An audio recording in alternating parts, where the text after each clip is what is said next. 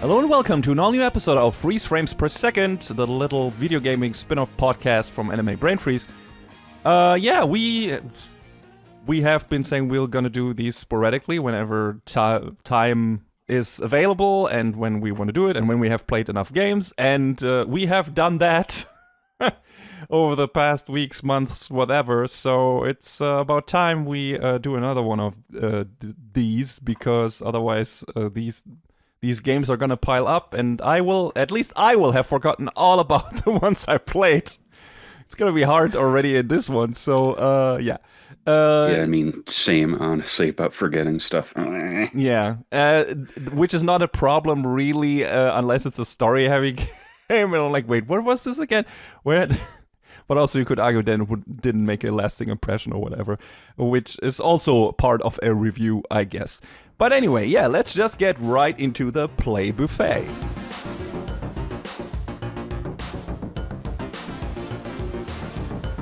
John will start us off with a couple of retro pickups from local conventions, if I'm not mistaken. Yeah, I like going to some local conventions. There's a few big ones I like hitting. I'm not going to say the names of the local ones for my own peace of mind, but I like going to PAX East. I like going to New York Anime. They changed the name of it. It used to be called New York Anime Fest, and I think it's just Anime NYC. That's what it's called now. Oh, right. Much to the chagrin of me not liking what Crunchyroll does, but it's, one of the vendors that I like goes there, and they have lots and lots of retro games. Didn't pick anything up from them this year, but at one of the local ones I went to, I found a whole bunch of good stuff. I got some Super Famicom games, Final Fantasies 4 through 6 and Seiken Densetsu 3. The dude was selling them dirt cheap, and it was pretty hard to say no to $10 a pop. I assume those came without the box and the manual and whatever. Yeah, just the cartridges, which is fine.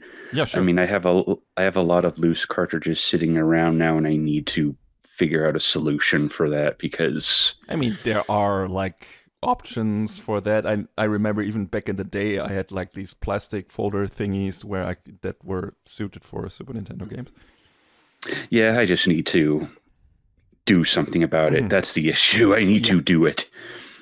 A game you've been playing lately, Soul Blazer. Yes, that is not in my play list because I just finished it today. So, and also it's part of a playthrough of the Quintet trilogy. I guess it's 5 games that kind of are somewhat related to each other, but I'm only playing the 3 that are related to Illusion of Gaia, which was the actual game I wanted to replay. And I was like, hey, I've never played Soul Blazer. Hey, I've never played Terra Enigma. So yeah, played Soul Blazer for the first time. Liked it. Gonna talk more extensively about the next time we do this, and I've played the other 2 games. Yeah, the through line on those games is pretty clear. ActRaiser 1 and 2 are sort of tangentially there. Yeah, they all have the master, right? And an angel coming down from heaven or whatever, or you being the master yourself and whatever. So, But again, we're going to talk more about this when we talk about the 3 games that I'm playing right now. Super Adventure Island 2, which is a game I had sort of touched on and off through emulation, but I was like, yeah, I want a copy of this, because it's very much a departure from the rest of Adventure Island in that it's more Metroid-ish, where you're going around various maps getting upgrades and whatnot. It's not like the straightforward platformer that all the other Adventure Islands are, which is cool. And Rockman 4, because, add another Rockman cartridge to the pile. Do we have last year when the full series now, or are you still missing some of the original ones?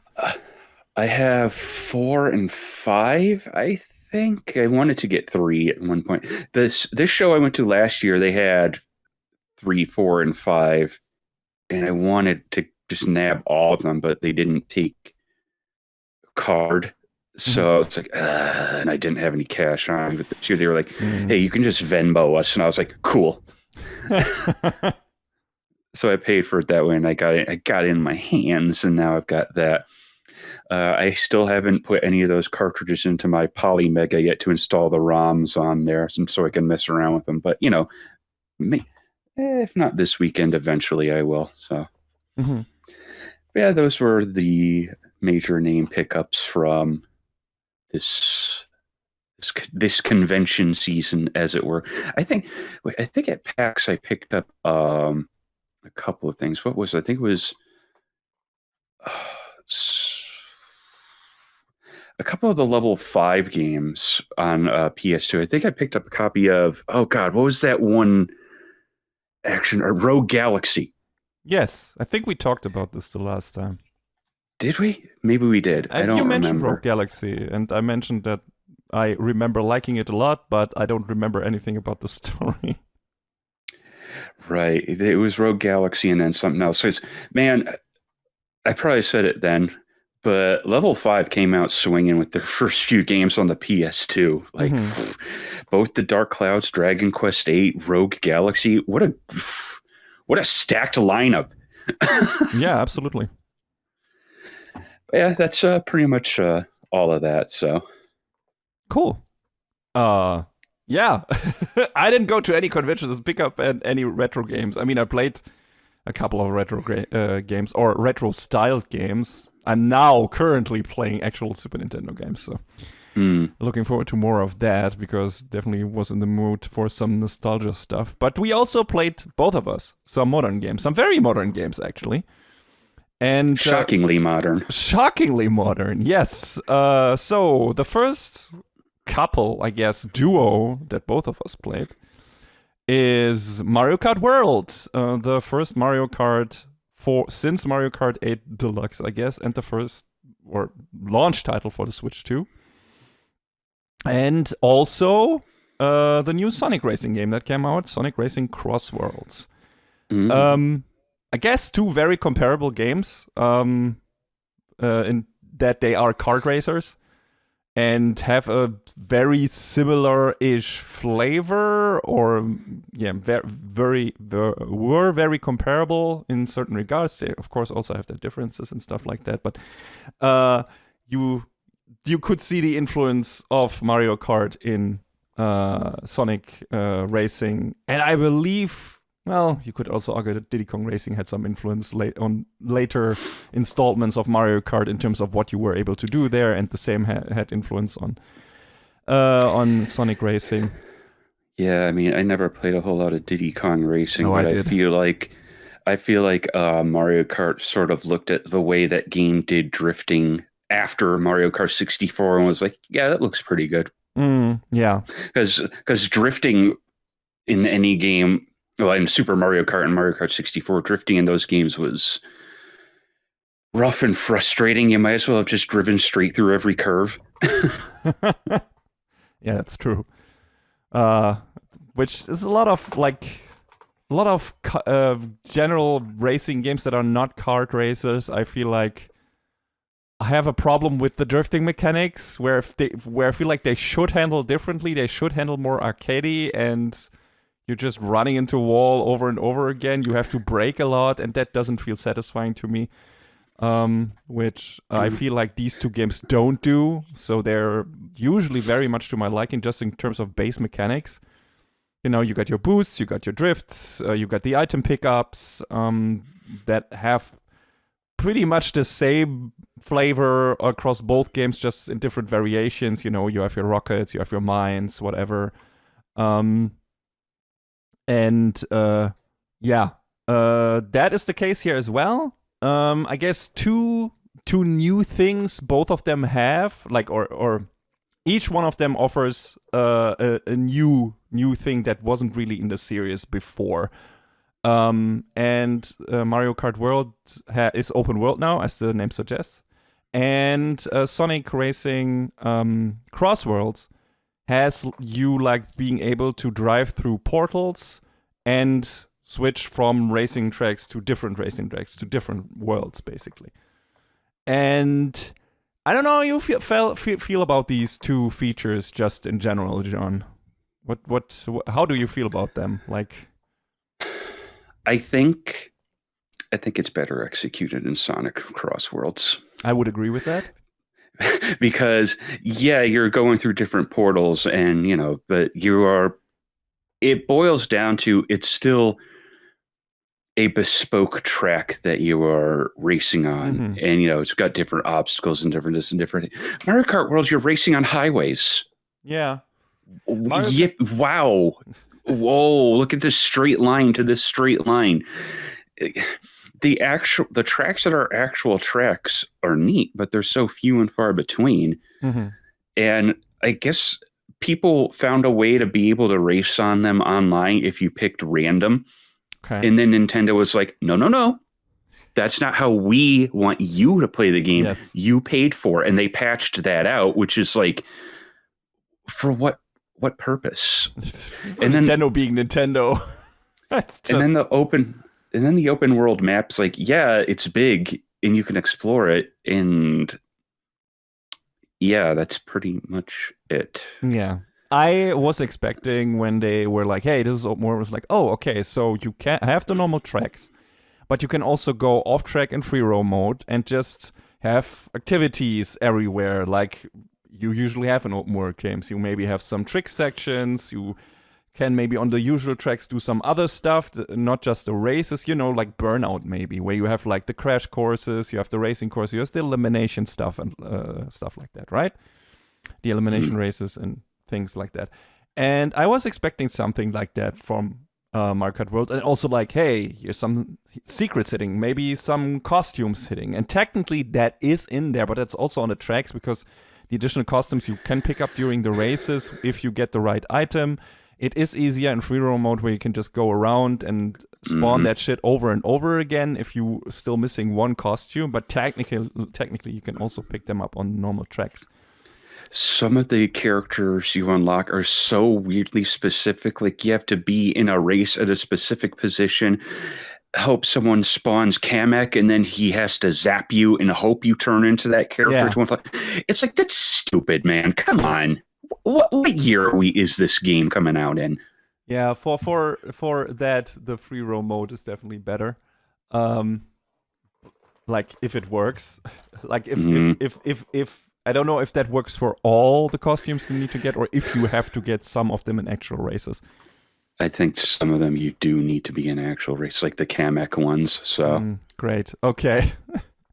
But I think the main problem, and you already touched on that, for Mario Kart World is that due to the open world nature of it, a lot of its racing is lacking an identity. Like there are no there are a couple of identifiable tracks, but a lot of them are merging into each other. Where you have this one track that is kinda close, but then it's open up, and you drive to the new one, and that becomes the next race, and so all of these tracks are kind of blending into each other, and you don't have that many differences between them.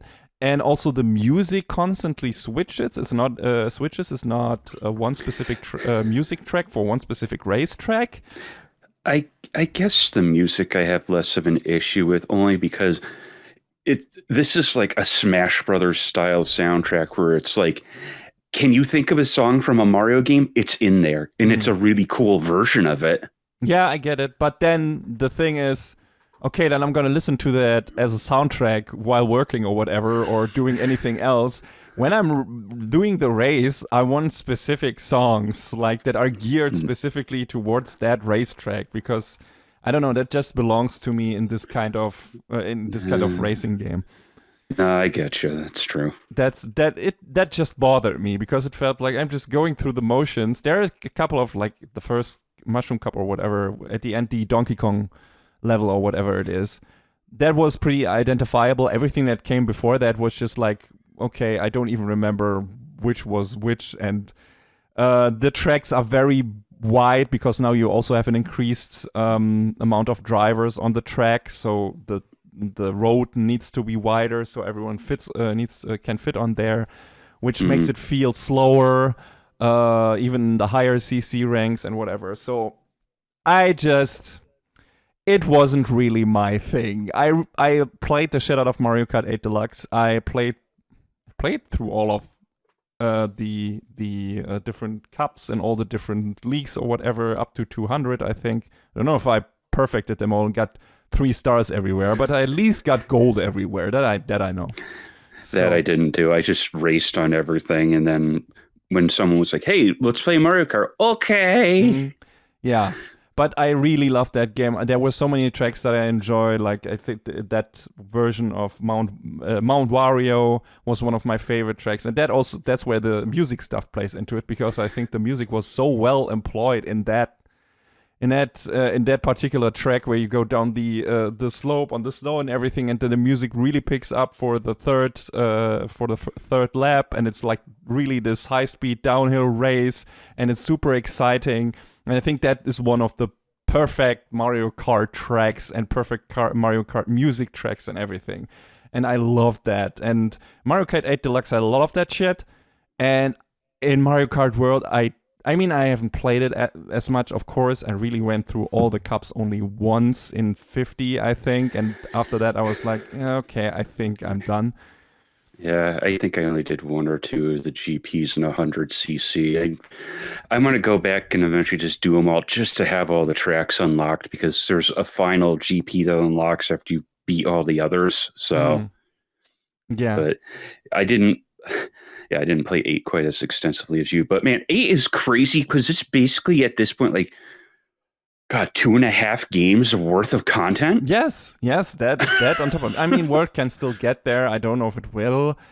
I feel like a lot of people have cooled on it pretty quickly after its release, from what I could gather.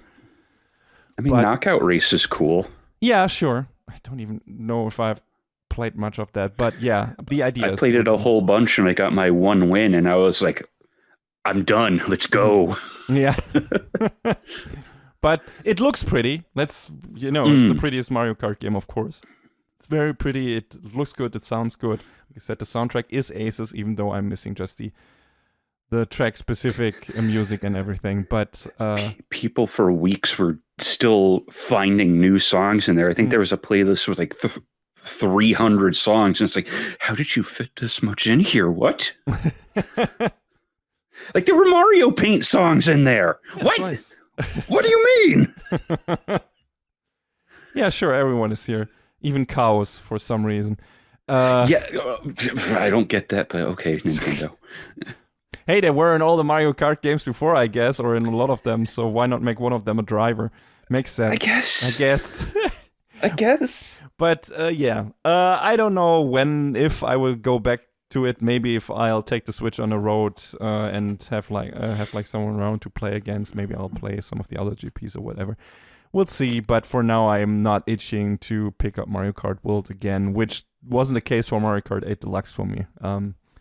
But I'm itching to pick up Sonic Racing CrossWorlds again, because I had a really good time with that one. I think the track designs are cool.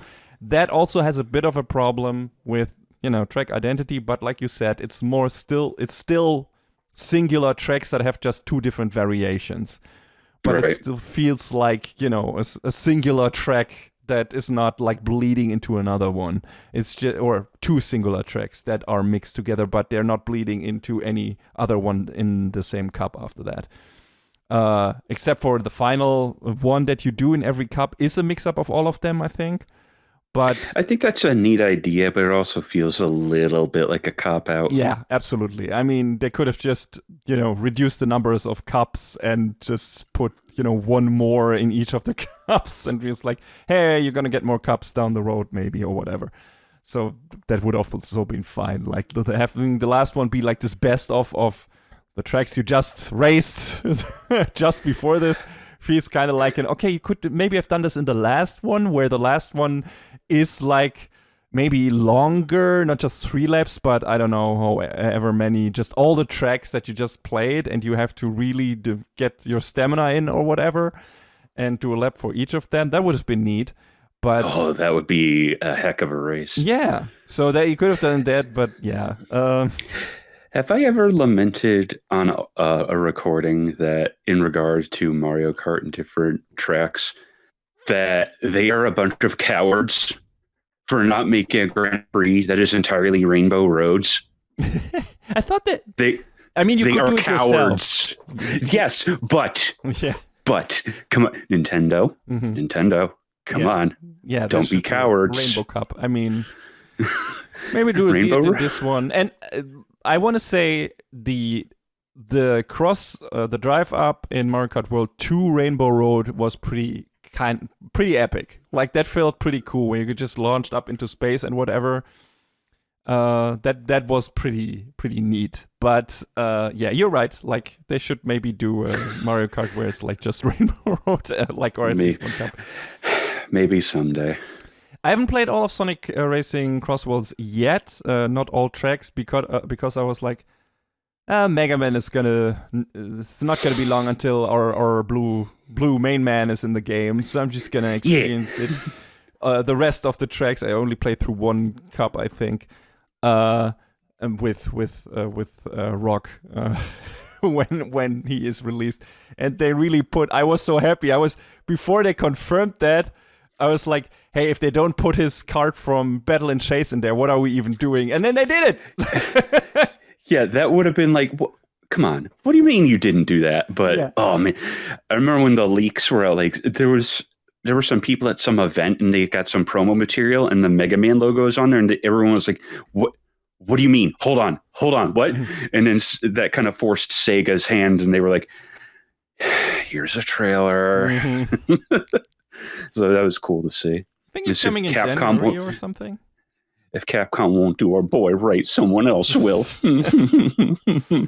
At least we're getting collections. I guess the only one still not announced at this point is a Legends collection. We'll see if that is actually going to happen.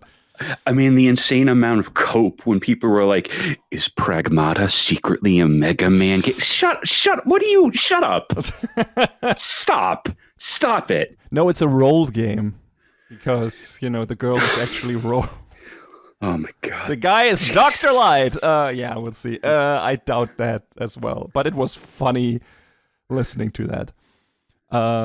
I don't know if I'll ever play Pragmata because it sounds too much like a puzzle game and like it would be really stressful. But also, people have said it's super fun, so I guess I'm going to check out a demo or whatever before I buy it. Yeah, it looks cool. I'm willing to check that out. Mm-hmm. But yeah, in terms of the two kart races we played, I definitely would recommend Sonic Racing CrossWorlds over Mario Kart World, unless you are a diehard Mario fan and hate Sonic, which, okay, fair. But I feel like the two fandoms are so intertwined at this point, though. That's true. I mean, there was maybe each other's. Yeah, they've been in each other's comics at this point. Yeah. There's been, this is the next big crossover. There's another crossover coming after this where there's supposed to be Sonic levels coming to Pac-Man World Repack 2. Yes. Mm-hmm. Which is awesome. That's like they showed a trailer for that the other day. I was like, what do you mean I'm running around in Green Hill as Pac-Man, huh? Yeah, sure. Why not? But yeah, the rivalry is long dead. I mean, that has been relegated to the Sonic at the Olympic Games, I guess. Maybe I don't even know if Mario appears in that. Sonic and Mario at the Olympic Games, right? Yeah, they're both in I think the next Olympic Games is supposed to just be Sonic characters, so I think... If they'll put Mario in the Switch version of Sonic Racing CrossWorlds. I don't want Mario and Sonic to have had a falling out after all this time. That would make me actually really sad if they were like, oh, Mario and Sonic can't cross over anymore. It's like, come on, really? Why? I mean, yeah, I don't know. But yeah, definitely in terms of these two games, I would recommend Sonic Racing over Mario Kart World. And, I love Mario Kart at Deluxe, but I also love Sonic Racing Transformed, which is also next to Mario Kart Deluxe, probably my favorite kart racer, and they might be on the same level. And I was disappointed with Sonic Team Racing, so I'm glad that Sonic Racing CrossWorlds definitely goes back into more of the Transform thing, even though I'm missing the Sega All-Stars bit, which a bit is in there, of course, now because we have crossover characters from other games, so it's not just Sonic characters anymore. Yeah, so say you can race as Ichiban. You can race you can race as Hatsune Miku. You can also race as Joker from Persona, so there's some stuff in there, and Mega Man, like we said, so that's cool. If it's only the Sonic characters, I'm like, okay, whatever. But if it's more guest characters and stuff, I'm all on board. It feels like Sonic Racing is the proper successor to like Mario Kart Arcade GP, which was the big crossover game they had. Like, I'm still like, I love Mario Kart 8 Deluxe as well. I'm still a little disappointed they didn't lean further into it and make it more like Smash Kart. Just bring in everyone. Like at one point, I remember there were rumors like Kirby's going to be a playable character. I was like, put him in. Yeah, sure. That makes Do sense. And we'll see. Maybe they'll do that in World because there are already so many outlandish characters in there. But yeah, but it's all just Mario characters. Like in 8, we had the Villager and Link and we had the Blue Falcon, Isabelle. Kart. Yeah, that was nice. We didn't have Captain Falcon, right? We only had his it had the car, Big Blue, and Mute City. What was the other track? Mute City. That's it. Yeah. I want a new F-Zero too. Everyone does, but Nintendo won't give it to us. We'll see. You can now play Mario Kart F-Zero GX on Switch Online on the GameCube. That's nice. Mm-hmm. That's not what people wanted. Yeah, they wanted a proper remaster. Instead, we're getting Kirby Air Riders. I want to talk about that for a quick second. We didn't put it on the docket, but I played a little bit of the network test last weekend. That game's pretty fun, and I think it's going to be a really good one. So, and I think there's another network test either right now or later on today. So yeah, I'm interested in it. The thing is, I heard this game is more about this city free roam thing, and I'm more into the normal racing stuff. So I don't know how much that game will be for me. Well, I think you'll still be able to do regular races. Yes, online, you can, but it's not the main focus. But I mean, yeah, City Trial will be the big focus. But if you just want your regular old race, you could just. You can go do that, and I'm sure there will be plenty of people playing that mode. People have been so starved for Kirby Air Rider since...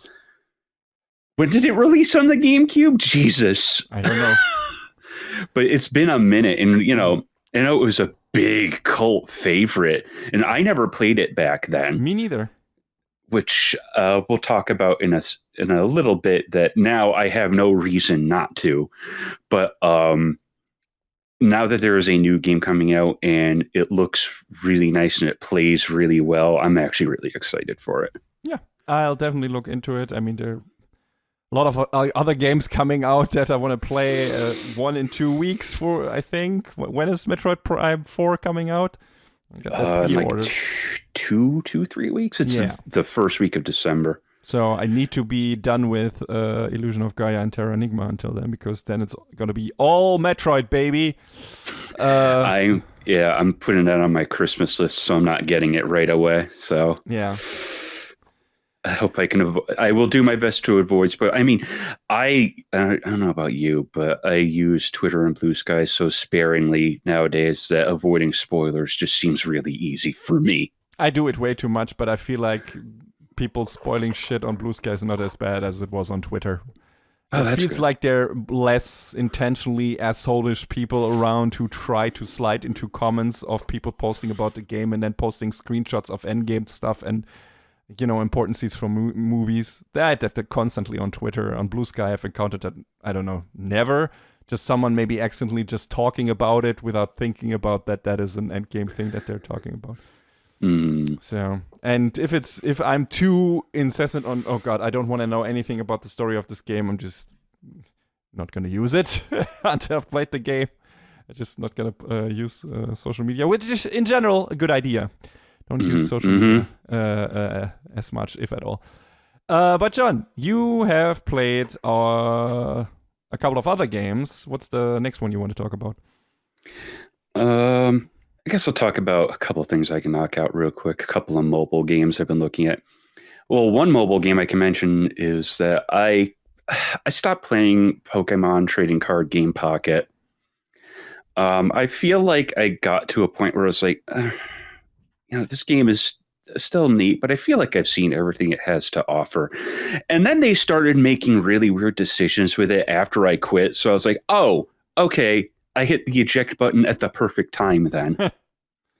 like they started offering this one card pack that's like, oh, it's all high rarity cards, but there's like, I forget how many cards were in the pack. It was like some absurd amount that you would have to wail like an idiot in order to get all of them. And then sometimes, and it was like other sets combined, but sometimes you wouldn't always get the card you wanted for the set you were trying to complete.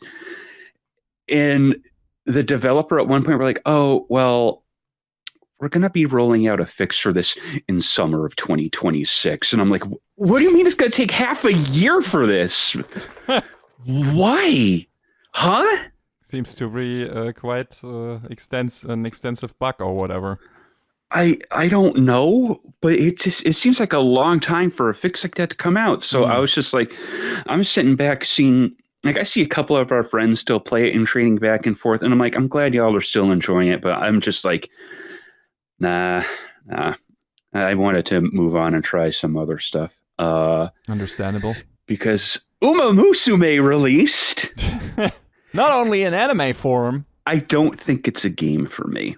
Oh, okay. Surprising. But I think it's a neat game because it's more of a management game where you're trying your best to help the girls, up their stats so they can win races and move forward. Like every time you select, oh, I want to do a career, you're starting fresh.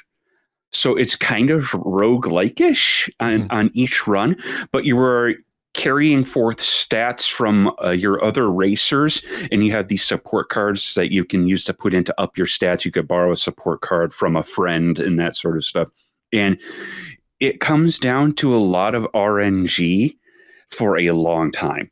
And there's this website called Game Torah that people were using to be like, because there's at certain points in the career where it's like, it's also largely visual novel-ish where they present you with choices. Each choice has a different effect. And now with the latest patch that they rolled out, you can see the effect of each choice without having to go outside the game, and it makes the game infinitely more playable. Yeah, sure sounds like it. Which is fantastic. And it'll even tell you like, oh, this choice will lead to this. This choice may lead to this or this. And you kind of have to balance in your head, like, okay, well, this one is guaranteed, but this one I might get something good, but it might do something bad. So there's that.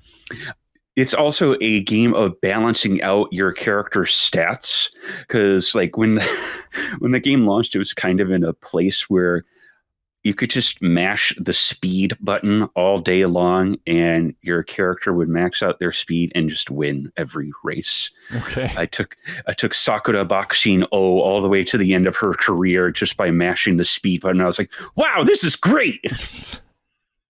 It's a win button. Yeah.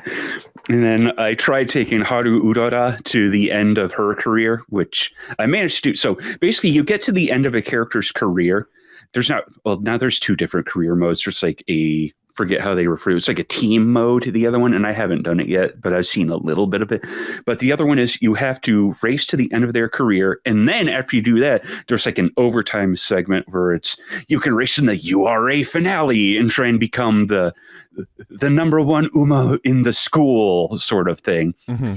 And I managed to do that with Sakura Boxino, and poor Haru Urara, I couldn't get her to the end of the URA finale, but Urara technically doesn't have to win a single race, because if you know her history, she never won a race in real life.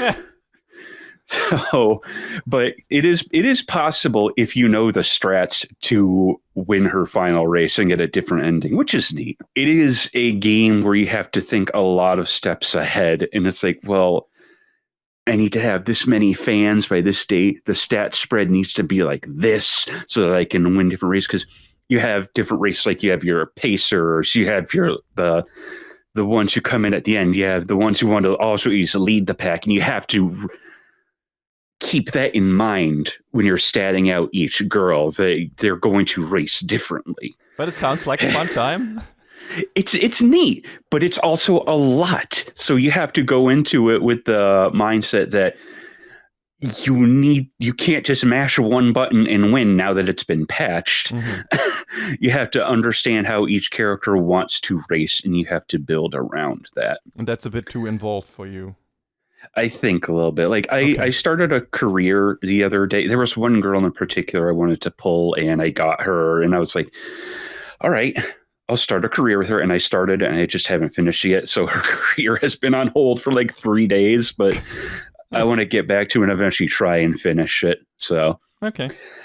But, it is a neat game, and it takes a special kind of brain to want to constantly grind it out. But between that, there was also this new game that released called Stella Sora, and it is a grinder's game.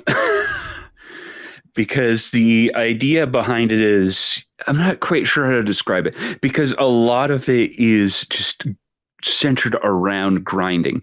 There are these things you do called ascensions, and you're going up this tower, and it's kind of also roguelike-ish in that your character stats are fixed. Like outside of the tower, you are leveling them up and you're boosting up their skills and whatnot. Like that is all fixed. The tower climb itself is the team that you bring in as a whole levels up, and you gain different skills, and you kind of are building out different kits that you can use in other modes that you can play. When you reach the top of the tower, what you do is you save that run as a record, and then you take that record into the other, like I said, the other modes, and you're like, well, I'm going to use, I think the way the characters are kitted out like this will be better for this situation. I think the way they're kitted out like this will be better for this situation. So it's neat in that, you can save up a party of 3 characters in several different ways, and then try and experiment around with that. And I need to level up more characters so I have a little bit more versatility, but there's like 6 different elements that you can build teams out of. So one type of element might be more geared to something than another, and it's like, Is there a gacha component to it? Because of, the many team members or whatever? Yes, and the pull rates are kind of terrible. Okay. So if you're looking to get a specific character, you're going to be pulling a lot. A lot. So I think it's neat. I played it for a few weeks now, and I mean, I like it. I don't know how much longer I'll keep playing it, but I at least like enough to have explored, to explore what it's got going on for it. So I think it's pretty cool for what it is. But yeah, that is most of the gacha corner, kind of. I have one other free-to-play game that I looked at, but, we'll talk about that maybe in a little bit. So what do you got next for us? Yeah, I mean, I talked about this the last time. I don't know if I was still in process or if I just finished it. I was revisiting Blaster Master Zero. The kind of remake, kind of sequel, kind of reboot of the Blaster Master game of the NES. And that had 2 sequels, and I had already before that revisit played Blaster Master Zero 2. I hadn't played Blaster Master Zero 3 yet, so that was a first time. And in the previous episode, I talked about how I liked Blaster Master 1 more because it felt much more connected, Metroidvania-ish, and you have a lot more planet hopping in the second one because it's set in space and not, you dig in underground or whatever on Earth. And the weapons are also shit in that. At least the ones for Jason, the main character. When you go into, the Blaster Master Zero games are like you have the overworld stuff where you move around in your tank, and that is Metroidvania-ish. You get more and more abilities for your tank, like driving up walls or whatever, or being able to hover, being able to swim underwater or whatever. And then you can get to other parts of the map, and that is the case in both Blaster Master Zero 1 and 2. In 2, it's just more relegated to you being able to access parts of different planets, so it doesn't feel as interconnected as in 1. I also felt the music wasn't as good in 2 as in 1. Like, I was not super happy with the game. Like, I like parts of it. It looked good and it still played well. It's just the parts where the other part, not the overworld part, the part where you get in the actual dungeons and you move around as Jason. You also have a specific weapon set. And I did not, the first time I played Blaster Master Zero 2, I didn't like the weapons for that because they were much more diverse. But the problem is, they all kind of sucked. And the problem is when you get hit in that game, you lose basically a weapon slot. So if you have leveled up your weapon to the max and you get hit, you get downgraded a level, and so on and so on. So the more times you get hit, the weaker you get. And the problem is, in Blaster Master 1, you have at least a couple of weapons before the final level that are still okay. In Blaster Master Zero 2, kind of every weapon before the final max one sucks. So I still hadn't finished 2. I was kind of getting frustrated with the whole dodging thing that you had to do sometimes. That was kind of like, I didn't quite grasp that the first time I played it, and that was the thing that really opened up for me on this playthrough, where I really leaned into the counter stuff and the different versions of the counters you had for the specific situations that you could equip, and that made the game a lot more enjoyable and playable once I actually said, I should be using this counter here instead, the normal one, and this other counter makes more sense for this boss and whatever. And the game is really geared towards you like just abusing that counter mechanic. And if you don't do that, you're gonna have a bad time. So once I actually got myself invested in it and stopped playing Blaster Master Zero 2 like Blaster Master Zero 1, I had this time a lot more fun with it. Enjoyed it a lot. I was like, this is actually good. It's not as good as the first one, still in my opinion, because like I said, it doesn't feel as interconnected and more level based, which I don't mind. But when the first game is set up like it was, that the second game not having that particular flavor, I was like, okay, I don't know if I want that from this game. But I like the new characters that you get, the other Blaster Masters that you have, that you meet on the different planets. They're all quirky and fun with every one of them having like their little android body like you do with Eve and everything. And, you have a mission of saving her or whatever. That was cool. Like, I like the story more in the second one than in the first one because it was more involved, I guess. Although I already liked it plenty in the first one. And it has a great finale and everything, and really epic and everything. And then I went to Blaster Master Zero 3, and I think that's my favorite one. Which doesn't necessarily happen always in the trilogy, I guess.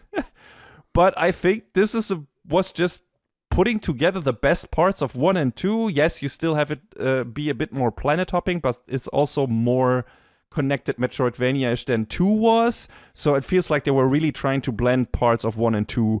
You got better weapons. I think that's the problem I'm talking about. It's been too long since I played this. I think the counter mechanic is still there. I don't know if I think they added some stuff to that and some different counters. But you meet new characters and everything. The levels are damn cool. And the story really went places at the end, which I did not expect. It got really out there, really anime, and was pretty fucking cool. And there were some nice twists in there at the end. And a really, Jesus Christ, fucking hard boss fight that is not skippable. Like, that's not an optional boss. I won't give it away against who that fight is, but small spoilers, it's a returning character from the second game. And it's Jesus fuck. That really, like, until I understood what I had to do, like the first couple of times I thought that was like, what am I supposed to do here? I'm just dying. Like, I haven't even taken down half of his health or whatever. What am I supposed to do? And then, after doing a couple of things and trying a few things, I was like, oh, okay, I get it now. Which is kind of like the best kinds of bosses when I feel like it's hopeless. And then I discover the one thing where I'm like, oh, this is how you're supposed to beat the guy. And it's still super hard. Don't get me wrong, but it's doable. And I was like, okay, I see the light at the end of the tunnel here. And that was one of those really, like, when you beat that fucker, fists in the air and like, yes! I got you, bitch! And that was really good. And that also all leads to a very satisfying finale in terms of story. It's not the final boss fight that is so hard. That was actually kind of easy, I think. But the one right before that. And, everything that comes after that. And then you have this really cool credit sequence and a thing at the credit sequence. So there's, the problem is I don't want to spoil it, but I also don't want people on missing out on a key thing at the end of the game.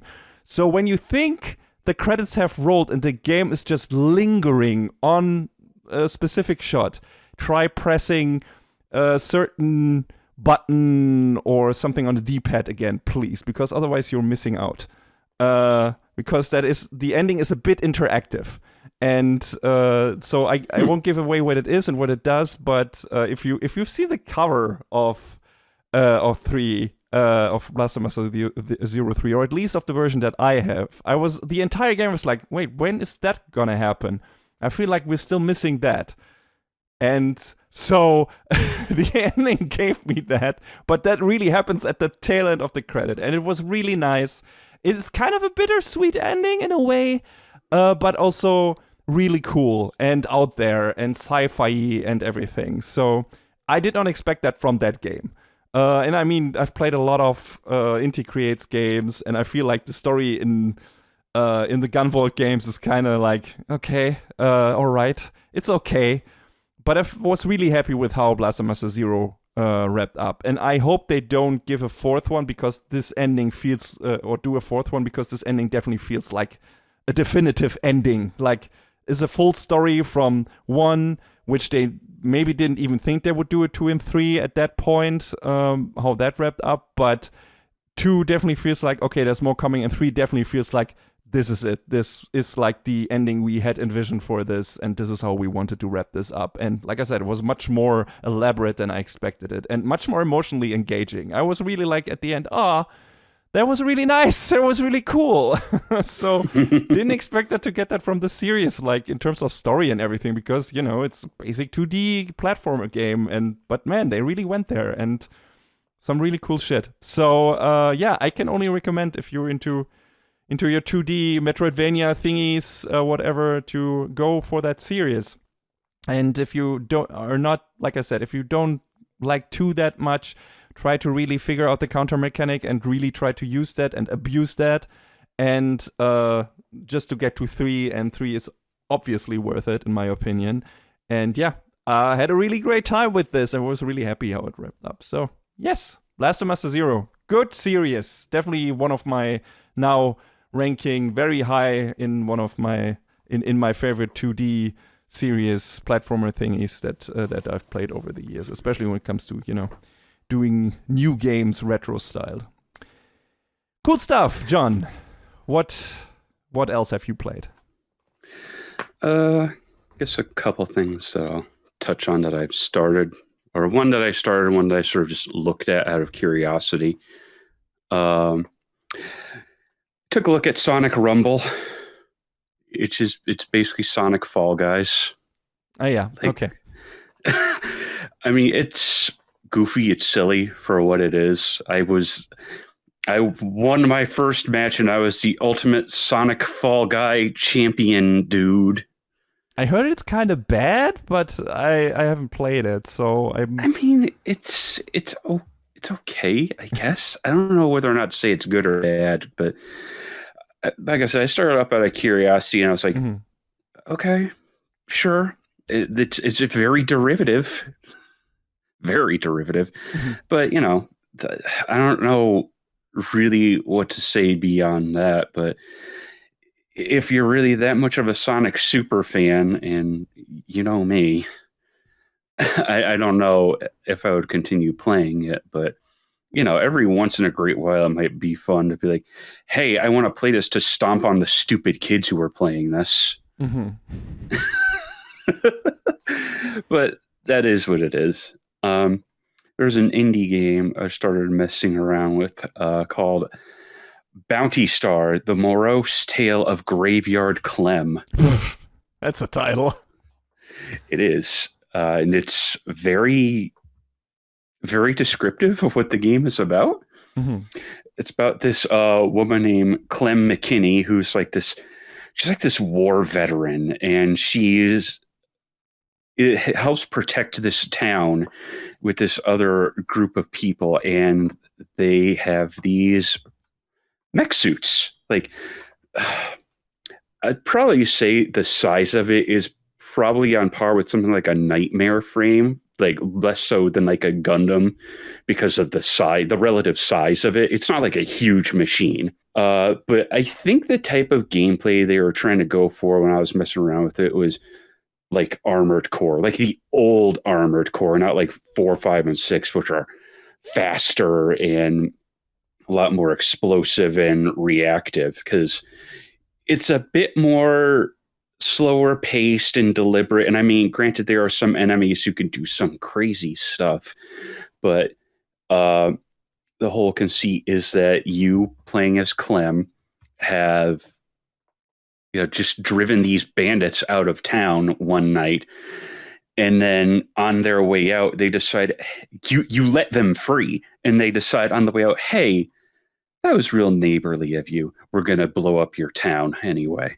So yeah, this is sort of like a story of Clem trying to get back to what she was like, because that the people of the town might still be out there. Obviously, there were a lot of people dead. There were a lot of people who just like got out of there when they could. And now she's out there doing a whole bunch of bounties, and you have this base that you're building up or sort of like building as this homestead. You can have livestock, you can grow plants, you can cook meals before you go out on missions that give different buffs to you and the robot. And there's a whole lot of customization to the robot as well, like different weapons, different accessories, different types of armor and frames you can put on it. So it's really neat for what it is. And I've only played a little bit of it so far, but I'm looking forward to messing around with it a bit more. And I just think it's really cool that it's not trying to be the big robot game that Armored Core 6 was. And I think Armored Core 6 is a great game. Mm-hmm. But this is, a much smaller scale. It's more level, it's a lot more level and mission based. Like Armored Core, yeah, there are specific missions out there, but it feels a lot bigger in scale than this is. And I just think it's really neat. So I'm looking forward to playing more of it, and I think it's cool. And I hope other people check it out, because it's definitely a smaller budget game. It's not like your big $60, $70, $80 game. It's $25 if you're interested. So, and the publisher Annapurna, they like putting out a lot of, publishing a lot of really cool stuff. So glad to see glad to see the tradition continues. And with that kind of genre, actually, I didn't expect Annapurna to go into that, but yeah.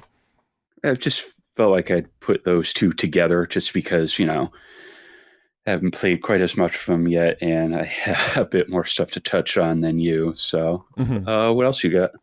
After Blasphemous Master Zero, I think I was still in the process of finishing up also Trials of Mana, the remake, but that I'd already talked about previously, so I don't have to bring it up. But I was always trying to sprinkle in 2D games, so I think Master Zero came before the second run or whatever, and I also played Berserk Boy, which is a Mega Man-like, different flavors, has a bit of Mega Man Zero in it, has a bit of Mighty Number 9 in it. But it's good because I played a little bit of the demo, so yeah, maybe not even Mighty Number 9. Maybe it's more Luminous Avenger X, I guess, or X. You don't shoot the bad guys; you dash into them. Mostly, you get other powers too, and have other ways to kill them too. Later, you get, which is the most fucking imbalanced skill, like overpowered skill. Later, you get like a grenade launcher or whatever. And that is just killing everything. So you also have that. But in the beginning, your main Berserk power is just dashing into the bad guys and killing them that way and bouncing off them and using the dash also to get around. So it's your main tool of mobility and everything. And you go through different levels. They have different flavors. I wanted them to be a bit more diverse because they all feel kind of a bit like, okay, still kind of in a tech environment in a way, so they're not that visually distinctive. I feel like there's enough in there, definitely. You have your eyes fire or whatever, but still, some parts of the levels looked a bit sameish, and it didn't help that the map wasn't super great when it comes to you having to try collectible stuff, because you have to save base members, which is kind of like a Mega Man Zero thing, right? But you also have to collect medals and everything, and for that you have to teleport between certain things. Since it's an indie game, there were not that really good, like many good FAQs out there when I played that, and I had to go through a long play or let's play of someone of the game and check out how they picked it up. So at least I found something on YouTube. Well, it was fun. The story is nothing to write home about. Like, it was okay, but it was very basic. But, the gameplay was fun. It was well thought out. It had some wonky stuff on certain parts when it came to movement, where it just, the gameplay flow and the flow of you going through the level didn't feel as good. A couple of sudden death moments that were not super fair, which feels like it's also part of the Mega Man stable, I guess. But I feel like in a lot of those games, except for the really shitty ones, that is more balanced. Berserk Boy had some moments where it's like, oh god, this is annoying. Do we have to do this now? And then the respawn points are not necessarily great, where it's like, oh god, I have to go through this entire part again. Are you kidding me? But it was still like 90% of the time it was super fun for me, and it was like, hey, this is a really good Mega Man so I can recommend that if you are into that series. It looks really good, like really big sprites. I don't even know if they're proper sprites or if they are like drawn over normal CG models or whatever, and how they actually designed it. But it looks really nice. It looks really Saturday morning cartoonish in terms of design. Would you agree, John? I mean, you played the demo. How did you feel about this? Yeah, it definitely has that Saturday morning cartoony look. I think, from what I could tell when I was playing, it just looks like sprites. I mean, I don't know how much it'd be drawn over of anything, but, it looked like they were just trying to go for a hand-drawn look. Yeah, it did, and it works, absolutely. And the music is great. I like that a lot, too. How did you feel about the gameplay when you checked it out? I thought, it was pretty fast and kinetic, like you were describing. Like, it's on the list. The list ever grows. I mean, it's a quick game, and I think by the time you get to it, you will also have more people who actually show you where the collectible stuff is, because some of that stuff is pretty well hidden. Where it's like, wait, that's where it was? Jesus Christ, how am I supposed to find that? So, I mean, you don't have to do it. I don't even remember what you get if you get an alternate ending, if you collect all medals or whatever, or a different power. I don't remember. I remember it being worth it for some reason, so otherwise I wouldn't have done it. But it was a fun time, absolutely. So definitely recommend you checking that out as well. What else you got? Captain Toad Treasure Tracker. Yes, which is a port, I guess.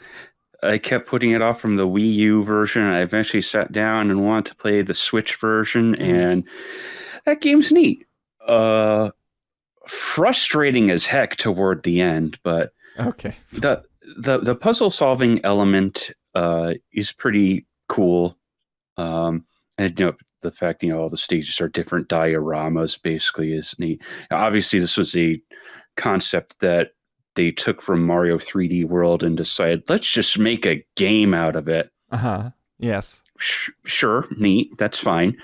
Some of the stuff they expect you to try and find while you're playing, like look for this little dot on the screen, basically like the little pixel toads, or you have to rip these posters off the walls. It's like you have to really pay attention. And it's weird because the game is geared around the touch screen, which means it doesn't work as well. That's what I wondered about, because it coming out of the Wii U on the Wii U originally, I think there wasn't some kind of interaction between the gamepad and the main screen, right? Yeah, it's definitely better geared toward the touch, like playing it in portable mode with the touch screen. Like there are ways some of the things do work in docked mode, but it's like, boy, they sure didn't intend for it to be played this way. So why the Switch port exists is actually kind of a mystery to me. But I mean, because nobody owned a Wii U. there is that. But it's still, it feels like they could have maybe figured things out a little better than they did. Like for some of the parts where there's like cranks, you can hold down like ZR on the Joy-Con and like use the motion control to actually twist it around, and sometimes it works. Sometimes it works. So was that the frustrating part towards the end you were talking about, or was that related to something else? I mean, there's that, but then there's also some levels toward the end of the game that are like, there's one stage where there's a lava all over the place, and there's these speed booster pads that you have to run on, and trying to find the pixel toad toward the end of the stage is like, it is quite literally a spotting pixels because it's so small and it blends in with everything else. And I must have redone that stage like 50 times at least, trying to do that. And then the final stage is a real pisser because it's like, oh, you need to clear the stage with, I forget how many coins it was. It's like either 150 or 200. And the way they hide coins in the first half of the stage before he gets to the boss is devious. Like you have to scrape through the stage to find all of them. The nice thing is there's a checkpoint before the boss. So if you lose a life, you go back to the checkpoint. When you go back to the checkpoint, your coin count resets to 0. Oh, Jesus Christ. So you have to do it clean from beginning to end. And it's like, I did all of the objectives in every other stage except for that. And I was just like, no. Yeah, that feels like it's trying to waste your time. And I was like, that's it. I'm done. And the fun thing is, after you finish the game, they're like, here's like 30 more levels. I'm like, what are you doing to me? That's it. No. I kind of, it might be my increasing age at this point, but I get very sick of games that finish and then they're not over because they still have a post-game thing. Or like, Jesus Christ, why? I get it, you need longevity and everything, and people need to get the most out of, because games get more expensive and everything. I get it, but when the credits roll, I kind of want to be done with the game and not have like, oh, there's here this fucking here 10 hours more of this shit, and I'm like, yeah, I liked it, but not that much. I want to play something else. The next thing I'm going to talk about did that as well. But with this one, they did 2 credit rolls in Captain Toad. One after episode 1 and then one after episode 3, which is the intended end of the game because you see the full ending sequence and it's like, yay, the game done. And then I believe, please don't quote me on this, I believe the levels they drop on you after the end of the game are supposed to be like some of the DLC levels from the Wii U version, I think. Okay, that makes sense. But I'm not 100% on that. But it's still like, brother, please, brother, please calm down. No, I get it. And I'll talk about a game at the tail end of this that also kind of did the same thing. So I think it's neat, but it's also a lot of game. And I was just, by the end of it, I was so frustrated with like the last 3 to 5 levels. I was like, I want to be done. Please let me be done. Like I touched on some of the other levels a little bit, and I was like, I could spend another probably 20 hours playing this game, and I would probably just be sitting there like, when is it over? Yeah. So I just kind of walked away from it. I have the Wii U version. I touched it once, and I was like, oh, right. I don't like puzzle games. Why did I buy this? that's like the remake of Mario versus Donkey Kong that they released on Switch. Like, so after you finish the game, they're like, here's the Plus Worlds. They're new, and they have an extra challenge. And I'm like, that's neat. Okay. And apparently after you beat those, there's another set of stages. And I'm like, Jesus Christ, stop. Too much.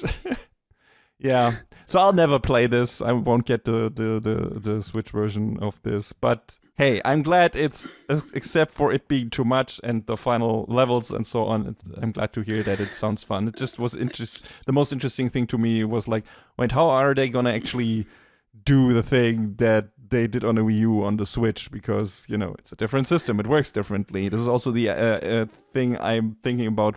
If they ever bring over Star Fox Zero, like how will they do that? Like, you can use the right Joy-Con like a Wii U remote and point at the screen to interact with stuff. But the Joy-Con also works differently than the Wiimote because the Wiimote had, you know, the infrared sensor. The Joy-Con only has the gyroscope. So if it's pointing in the wrong direction, you're constantly having to reset its position. But with a lot of games like this that have that feature, they actually thought of that in resetting the position. It's just push a button on the controller. And it's like, okay, at least you got that figured out. Really interested to see. I got myself Xenoblade Chronicles X, which I will eventually play, but first Xenoblade Chronicles 3. Now that's going to finally run at a stable 30 probably on Switch 2. And there is a feature in that game where that was very much geared toward or tailored toward the Wii U experience, and you having this tablet with a touchscreen in your hand as well. It's not as integral in terms of actually having to move around, but it's like this map where you can do specific tasks, like do this management system with the nodes that you planned all over the world, and that you can quickly teleport between nodes. And you didn't have to open like a map screen for that. It was just on your tablet the entire time. And not having that, I wonder how that will play out on the Switch version. It's not problematic to port in terms of you just have to probably hit a button and then you get that. But that additional button might actually, you know, make the experience worse than it was on the Wii U because you constantly have to switch screens to actually use that thing. So I wonder how this will work. So interested to see it eventually. But it's that's the thing. I'm always interested to see when they do ports of Wii U games that actually did a bit more made heavier use of both the main screen and your Wii U gamepad in connection with each other. I'm always interested to see how they work that out for the Switch and if it's actually playable. Yeah, I'm not sure about that either, but I mean... But it seems to, like, they at least got it kind of working for Captain Toad. Yeah, that's good. Apparently people seem to have been fine with Xenoblade X on Switch. Yes, I've heard. Apparently it runs good. I'm looking forward to revisiting that game. It's been a long time. I hope now we're going to get a second one of that, because the ending is very open. So... How about the 60 FPS patches for that in the other Xenoblade games? Yeah. Like, people data mined out a 60 FPS mode in Xenoblade X, so... Yeah, I don't know if... They might do a Switch 2 version of that and then, you know, release that in next year or whatever. Yeah, no idea if Monolith Soft is working on that or if they're working on their next big thing, whatever it may be. Xenogears remake. I wish. That'll never happen because Xenogears is so tied up in legal red tape between Square and Bandai Namco, and that's a bummer. That game deserves to get a full release with all the missing content that they weren't able to implement because of the mismanagement. I keep saying that after Final Fantasy VII Remake 3 comes out, do Xenogears, but it'll probably never happen. Yeah, I mean, there's not that much legal red tape with Final Fantasy VII because it's still with the same people, and also Xenogears was not as successful. Like, it is a cult hit for a lot of people, but it is not like this blockbuster super hit that Final Fantasy VII was. So I don't know if they will actually justify that. On the other hand, blame FF8 for that. Yeah, but on the other hand, you don't need to make it as big of a remake as Final Fantasy VII. No. Just make it a fucking HD remaster in the style of that what they're doing right now with Dragon Quest and, the Octopath Traveler style, whatever. Just do it like that, only with Xenogears. And put all the content in there that wasn't in the original game but was intended supposed to be. I mean, there's a whole book for that shit that they can use to, That would be neat, but part of me yearns for a big budget remake of Xenogears, but I know that won't happen, John. I can't see that happening. Unless Nintendo is like, hey, just, the Xenoblade Chronicles games have been pretty successful for us. Most of the guys who worked on that are with Monolith and whatever, or are there, the people who worked under them and whatever.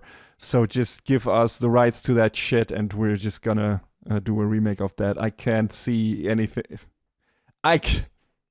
I don't think this will happen, but it would be nice. It would be nice. I recently replayed that game. I enjoyed it very much, and I'm listening to a podcast like going through the entire story of the game and talking about the background stuff. And I didn't know that so much was missing from that game. I mean, it was evident because of how Disc 2 pans out. But, yes. But I wasn't aware, like with all the stuff that was missing that was intended to be real dungeons and whatever, and not just a boss fight. So, yeah. I have one friend who's a massive, mega super fan of Xenogears, and he had talked about all of that at length with me a long time ago. And I was like, Jesus, they really just chopped this game down to nothing. Ugh. I mean, they had two choices. They could have just ended it at a very inopportune time, which probably would have kept them from actually making the second part of the game, or at least that was their assumption, because that would have been like right after Solaris or whatever, with a super open end and not really a finale-ish feeling. And then they could have speculated on being able to make its proper second game as intended, but the path they chose was like, no, we just want to tell a finished story, so this is the only option we see for that. And I can see why that happened. It was an inexperienced team that did that, and it was just bad planning, and shit happens. I mean, we still got a great game out of it, so that's kind of the saving grace for all this, but it's always like, it always makes you wonder what could have been. So, I mean, it was also super ambitious because you finish the game and it says, I think they were like, Xenogears Part 5, and it's because they intended it to be like a 7-part story. Yeah, and then Xenosaga happened, and like barely anyone likes Xenosaga. So yeah. I think Xenosaga 1 is okay. 2 is kind of 3 is pretty good. But on the whole, the batting average of Xenosaga was like... Never touched those games. I was like, I liked Xenogears a lot. A whole damn lot. But I was like, Xenosaga sounds like much more of a mixed bag. It really is. Yeah. But I still have not touched Xenoblade 2 or 3, but I loved Xenoblade 1, so... I think you will really like 2. I feel like that game is geared towards you in many different ways. And it also does it does some things differently, like than 1, definitely. But yeah, it heard some things, but I don't know the details because I haven't touched it for myself. But the story is really interesting, so I recommend you getting there rather sooner than later. And yes, I get it. Super big games. But I'm looking forward to finally playing 3 in the not too distant future. After Metroid, probably, interjecting a small game after that, palate cleanser. And then I'm probably going to go to Xenoblade Chronicles. Mm-hmm. But I played another really big RPG. And we already talked about this, so I don't want to recapitulate all of that. But I played the remake of Persona 3, Persona 3 Reload. My second Persona game, technically. I mean, I watched someone else play 1 or 2 for a bit back in the day, but the first one that I really played for myself was 5. So the most recent one, technically. I mean, 1 and 2 might as well be a different series. Yes. So I've heard, or so I remember. But I fucking loved 5. It's up in the pantheon of my favorite RPGs at this point. Definitely, it just blew me away so much so that I played it through back to back twice. Like I played through the whole game and then I went right back into it for New Game Plus and played all over it again. Like I think I've never done this with an RPG. And 5 was like, this was over. I wasn't able to max out all social links, and I was like, I'm not done with this. I'm gonna do this again and use a guide and get everyone like maxed out and whatever. And I tried to do this for Persona 3 Reload 2. I was like, okay, I'm just gonna use a guide. Hope it's non-spoiler. And that guide fucked me. Because there were several errors in that, so I wasn't able to max out all the social links at the end. Oh no! Yes, and I noticed that too late. At a certain point, I was like, "Wait, what? These don't match up." Like, it always said what level you reach in the social interactions in the guide. So I said, "Now you're at level so and so." I was like, "Wait, what? I'm missing 2 levels. How did that happen?" And I went back, and they fucked up some of the planning in that guide, and didn't notice it themselves apparently, and just jumped for 1 or 2 characters from level 6 to level 8 without actually doing the legwork in the guide to tell you that you need to have the interaction with these characters at specific dates. They just forgot to put them in there apparently. And they focused so much on the beginning to get your social stats, so the stuff you need to get into certain buildings or to get good rewards in school or whatever, that I didn't have enough time to max out everyone at the end. And that made me really fucking angry. I even commented on the guide, and they removed my comment. I was nice. I was nice in the comment. I was just, please, to everyone who's reading this, don't use this guide because of these and these reasons. I didn't insult anyone, and they removed the fucking comment. Oh my god. That is scummy. Wait, let me actually yes, it was the Persona 3 Reload calendar guide from Game Rant. Shows me to use something that Game Rant does. Okay, maybe that was my mistake. But just for you people out there who intend to play Persona 3 Reload and want to do it with a guide, so you can max out all your social links, don't use that one. Because that one is bugged and there's shit missing, and you're not going to be able to max out all your social links. And if you're trying to find my comment under that article that says the same thing, it's not there anymore.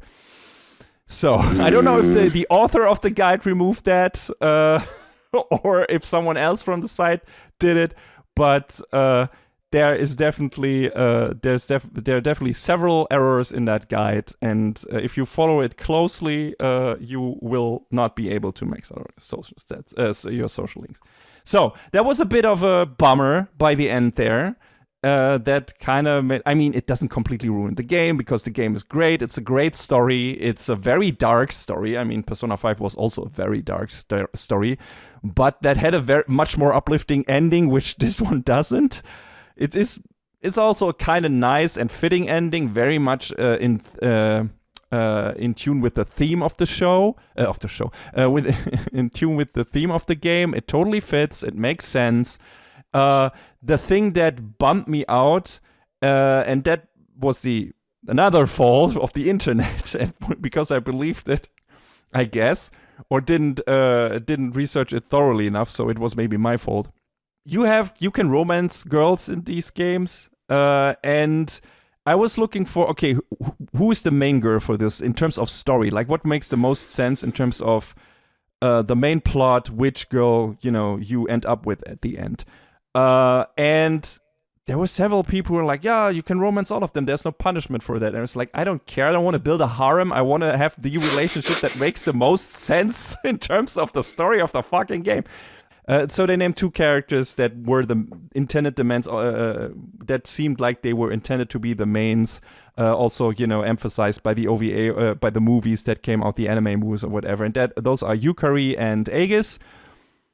It's definitely Aegis. Mm-hmm.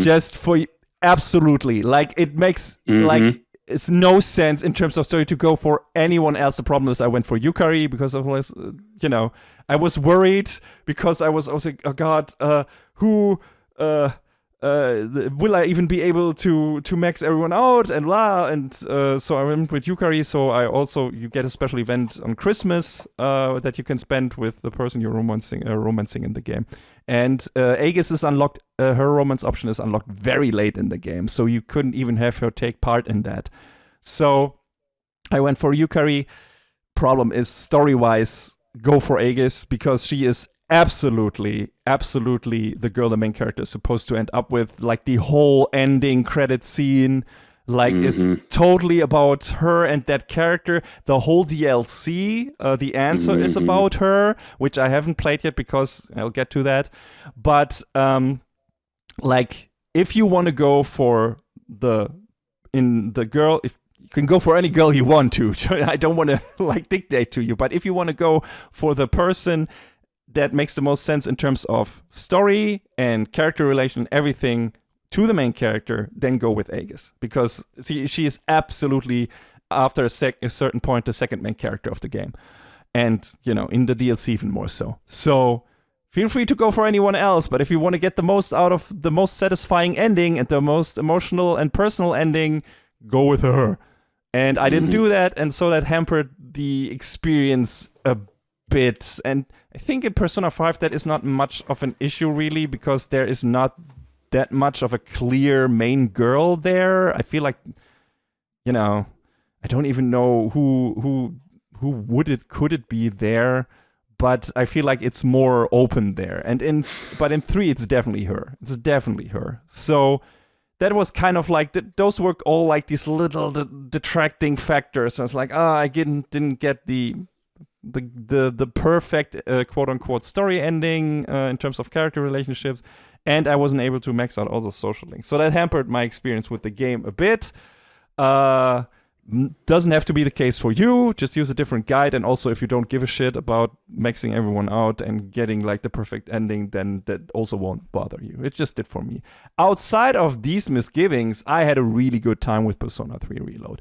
Not as good of a time, just in general, as with 5. But that might also be because 5 was just my first real Persona game. And I had such a good time with that and such a great experience with the story and everything. And so, yeah, but the story in 3 is great. The characters are great. It has best boy Koromaru. And he was great. Jesus Christ, that dog is overpowered. Yeah, he is. It's so fucking good. I was happy. I was glad that I kept him in my party pretty much after the halfway point for the entire time, because he was just the best solution to everything. Also has the ultimate debuff at the end, the ultimate debuff magic that you get from. I mean, I had that with my main character too, but it was nice to have a side character who can do that. So debilitate or whatever it's called. And yeah, he's great. All the other characters are great. I mean, Junpei is an idiot.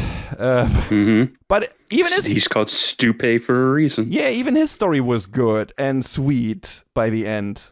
And I like that too. And Akihiko was fun. He made me laugh the most because he's like this dreamboat, right? Every girl kind of is or looking at him as, oh my god, he's such a star, whatever. But he's such an awkward dude, who doesn't even notice it, because he's so focused on working out and training and being good in class and whatever. He isn't mean or anything. He's just a bit weird. But there are so many moments where he behaved like a somewhat robot, even more so than Aegis, that made me laugh out loud. He's a really fun character. Also my main in Persona 3 Arena, Persona 4 Arena. And yeah, he's super fun. And I liked all the other characters. I liked Mitsuru, I liked Fuka, I liked Yukari. She's super fun. Gave everyone lip and whatever. Ken was fun too, and I'm not that big on kids in these kind of games with this kind of cast, but he wasn't annoying in anything. So, and his story with his relationship to one of the other characters, which game you could have warned me about that. I put a lot of lot of my additional, stat boosters into that person. Oh, yeah. Mhm. Gotcha. But his relationship, their relationship is cool, and like I said, Kuromaro is amazing, and Aegis is fun too. It's kind of a bummer that you unlock her, her social link stuff so late. I would have liked to have that sprinkled more in between from the beginning, but her story is also cool. There's more of her in the DLC, which I haven't played yet because after credits wrapped on that, I was already in a pretty somber mood because of the ending and because of some of the stuff I missed. And then the DLC is kind of just a grind fest, as I've come to learn. And the game does the cardinal sin of basically unleveling your character. You suddenly can't use your high level personas anymore, your magic anymore, your level, all your skills are gone and everything. And I was like, so you're basically rebooting all my characters, and I have to do this shit all over again. And I mean, don't get me wrong, the gameplay is fun, but I already did all of that. And now you want me to do just that again? And apparently the story is not that elaborate in the DLC. It's mostly just fights. And so I was like, I'm probably just going to watch that on YouTube. Someone else play through this for the story parts, if there are not that many in there anyway. And yeah, so I'm probably going to do that. Because that kind of annoyed me. I was like, hey, okay, this might be like a New Game Plus-ish thing where it's like, hey, you get a bit more, but you have your super up-leveled characters, maybe a bit stronger enemies, which would be the way to go for me, in my opinion. Like, have you really use your leveled up personas and everything. Yeah, I also didn't fight the optional boss of the main game, because that's some puzzle bullshit. Yeah. And since I wasn't able, thanks to the shitty guy, to max out on my social links, I wasn't able to get the ultimate persona, which makes that fight apparently much easier. And since I didn't have that, I was like, nope, I'm not gonna go out of my way and try to do this shit for 1 or 2 hours or however long that fight is gonna take, depending on how I have to set up my other personas and whatever. It's like, this is too much work. This is supposed to be fun, and this sounds like work, so I'm not gonna do that. But everything else in the game I loved. I think the Persona games are just kind of made for me, in that they're very anime-ish, of course. They're, the way they're set up and the way the magic system works with the elemental weaknesses and everything, and the you being able to knock out the enemies and then doing an all-out attack if that is successful. And, one of the reasons I liked 5 more than 3 was that 5 has actual dedicated dungeons, which 3 doesn't have yet. It's just a Tartarus thing, which is this randomly generated dungeon.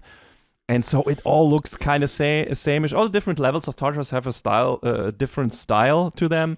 But just in terms of moving around in these dungeons and the layout and everything, because it's procedurally generated and randomly, it all felt kind of same-ish. So I like that more about 5. 5 also has the random dungeon stuff as well, but it also has dedicated dungeons, which I really appreciated.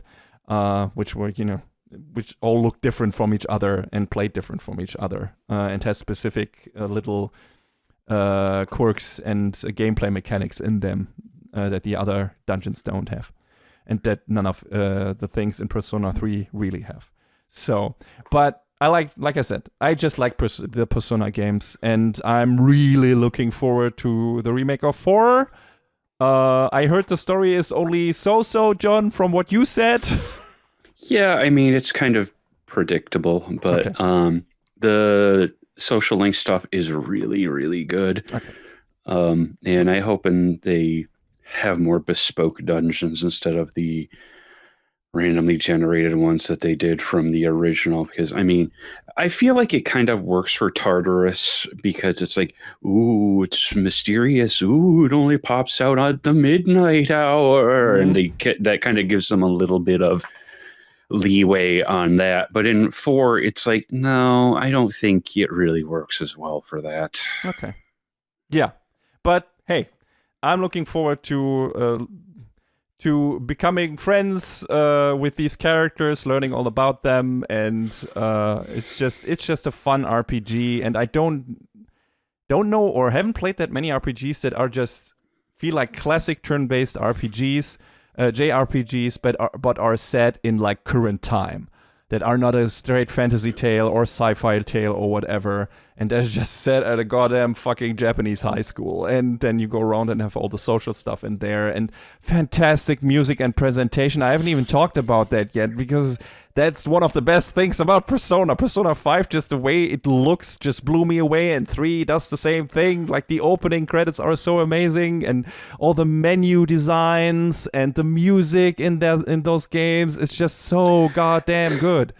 5 definitely set the precedent for hyper stylized menus, because I mean, look at Metaphor, look at 3 Reload, like they just kind of carried that forward. Yeah, absolutely. And I'm sure 4 God, what are they calling the 4 remake, whatever they're calling it, they'll probably end up doing the same sort of thing. I hope so, because I just love how much style these versions of these games are oozing. Like I said, 5 just blew me away in terms of how it looked, and 3 does the same thing, just a different theme, because 5 was red, 3 is blue, and 4 is yellow, and we'll see what 6 is gonna be. Probably, maybe green, maybe orange, maybe purple. We'll see.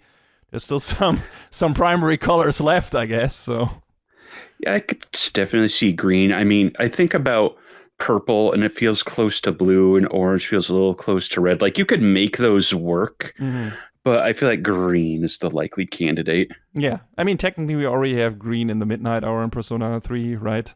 But it's only like the small screen. Yeah. It's not the whole it's like thing. Splashes of green. Yeah. It's not aggressively blue like the rest of the game. And I mean, they could go for a different flavor of green. So let's see. Mm-hmm. I don't know when we'll get 6. 4 is going to come first, definitely.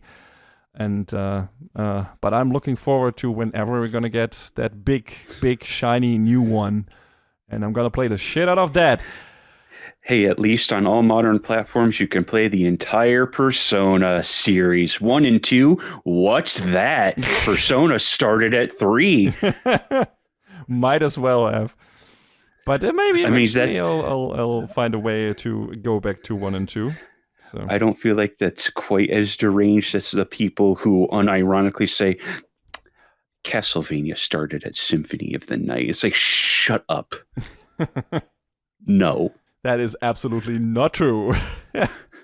Like, the people who unironically say it, like with Persona, yeah, because 1 and 2 are, like I said, they're so vastly different. Like, I think they got remade on the PSP. Why not port those forward at some point? Like, I mean, a remake would be cool to modernize them, but like make them available somewhere, man. Yeah, and maybe they will. We'll see.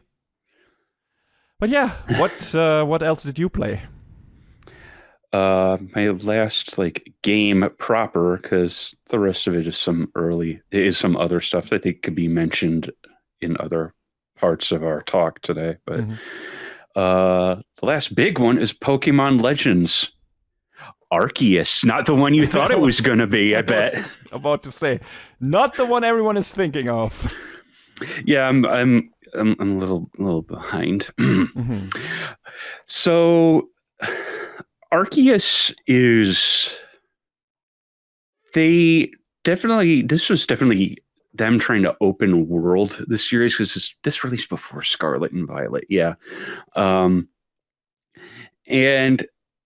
this game is cool because it's, very set in a different time compared to when you would think, because all of the Pokemon games are usually pretty contemporary to whatever current time is. It feels like it could take place concurrently with whatever year it was released in, right? But this, they're like, no, we're going to throw you back in time several hundred years before Sinnoh was Sinnoh, and you're just going to have to survive being literally isekai'd.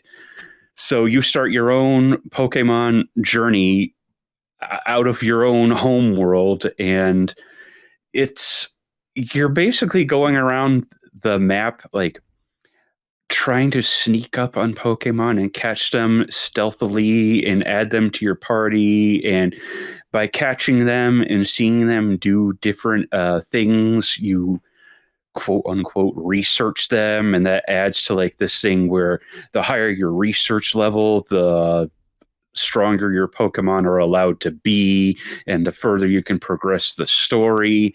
And it's kind of cool because they expanded on some of the Pokemon by giving them regional variants. So I went through and I was like, I like to play each game like I want to use stuff that's native to that region or stuff that I haven't used before, which a little tough now that we're 9 generations in, and a lot of the big name stuff has been used. So I decided to go for a lot more of the Hisuian regional variants, and that was neat to do. But I like the idea that they are laying the foundation for what Diamond and Pearl and Platinum were. But boy, oh boy, they go out of their way to be like, well, you have to do this research thing, and it drags the game down to like, it's like, you could speed run your way through this one, like any given section of story, and then they're like, wait, hold on. How many stars do you have? And the stars indicate your research level. And it's like, well, I have the 1 star. Well, you need 2. How do I get the second? Go back out in the field, catch more Pokemon, a lot more, fight more of them, try and see the different actions that they do. And it's like, ugh.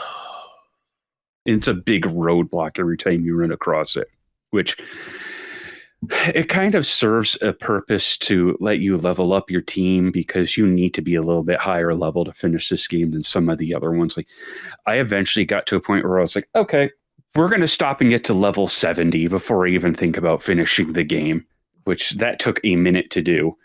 But the game is at least kind enough to, in the Pokedex, be like, well, if you do these sorts of things, you'll get more research points out of them, and you'll be able to level up slightly faster. And even then, that still takes a minute to do, because I got to a point where I was like decently leveled enough to get through certain zones and just be like, hey, I'm done. No, you're not. JK, idiot. So I'm sitting there for like 2 to 3 hours at any point, just roaming the map, catching what I can, fighting what I can, and it just like slows the game down to a crawl. And from what I understand, ZA is a little bit better about that. It lets you keep moving and keep moving forward and making progress, which I'm kind of looking forward to that aspect of it. Like, I know people have some other issues with ZA, and we'll probably talk about that when I eventually play it. But like I said, I enjoyed taking a couple of the older Pokemon that I had caught in other games and being like, well, I'm going to try racing this version of it, because like everyone knows Growlithe and Arcanine because they were in the original game, but now it's double type. It has its fire and rock type, and it has access to other moves, and it can do other things. And now there's these Pokemon that you can you commune with during parts of the story, and you can use them to ride around the map and climb areas that normally wouldn't be accessible, and this and that and the other thing. And I think the flavor of the game is really neat, because then they have these other fights where it's like there are these enraged Pokemon where you have to actually engage directly with them as the trainer, not as, fight them with your Pokemon, where you have to throw these bombs at them to calm them down. So then you can eventually, if you have an opening, send out your Pokemon to fight them, to weaken them a bit so you can continue the process, and then you can calm them down. So then they're like, oh, I'm not quite as enraged as I was 5 minutes ago, and they could just go back to doing their thing. did you in general, which type of, because this has a more active battle style like you just described, did you prefer that one over the normal turn-based style stuff, or? Well, there is that which is exclusive to I forget what they're called, the totem Pokemon were in Sun and Moon, like the whatever they're called in this game. That's when you engage them directly like that. The other rest of it is like the turn-based normal stuff. But they added in as Pokemon level up and as they use moves more and more, they can master the moves, and then you can use them in different ways called Agile Style and Strong Style, which uses more of the power points. But in Agile Style, the move power is reduced, but you get an extra turn after it. So you can sort of strategize with that a little bit to be like, well, if I do this, I can get a turn back and then hit them later on harder.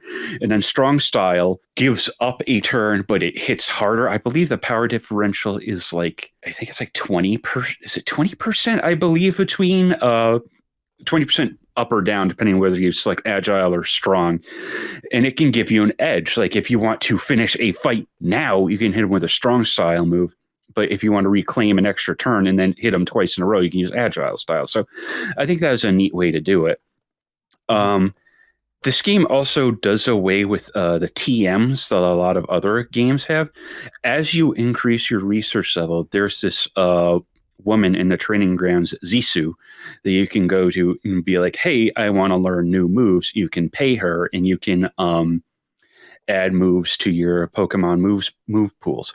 This did the thing that carried over into Scarlet Violet, and I believe into ZA, where as your Pokemon learn moves, they get put into a pool of moves that they have accessible at any given point. You can only take 4 at a time into a battle, but you could be like, oh, I want this Pokemon to also know these 2 other moves, and you can switch them out situationally at no additional cost.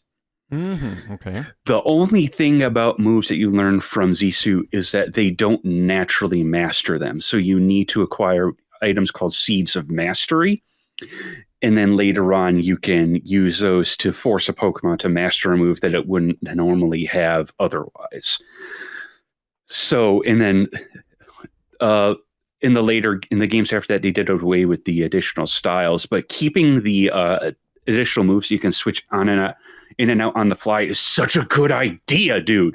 Because for so long, you'd either have to override a move and lose it forever, or you'd have to go to the move deleter or the move rememberer, and it's like, ugh. And at the move rememberer, you'd need to spend a heart scale, and heart scales are very rare and hard to come by. And it's like, Jesus Christ, it's so much better now than it was.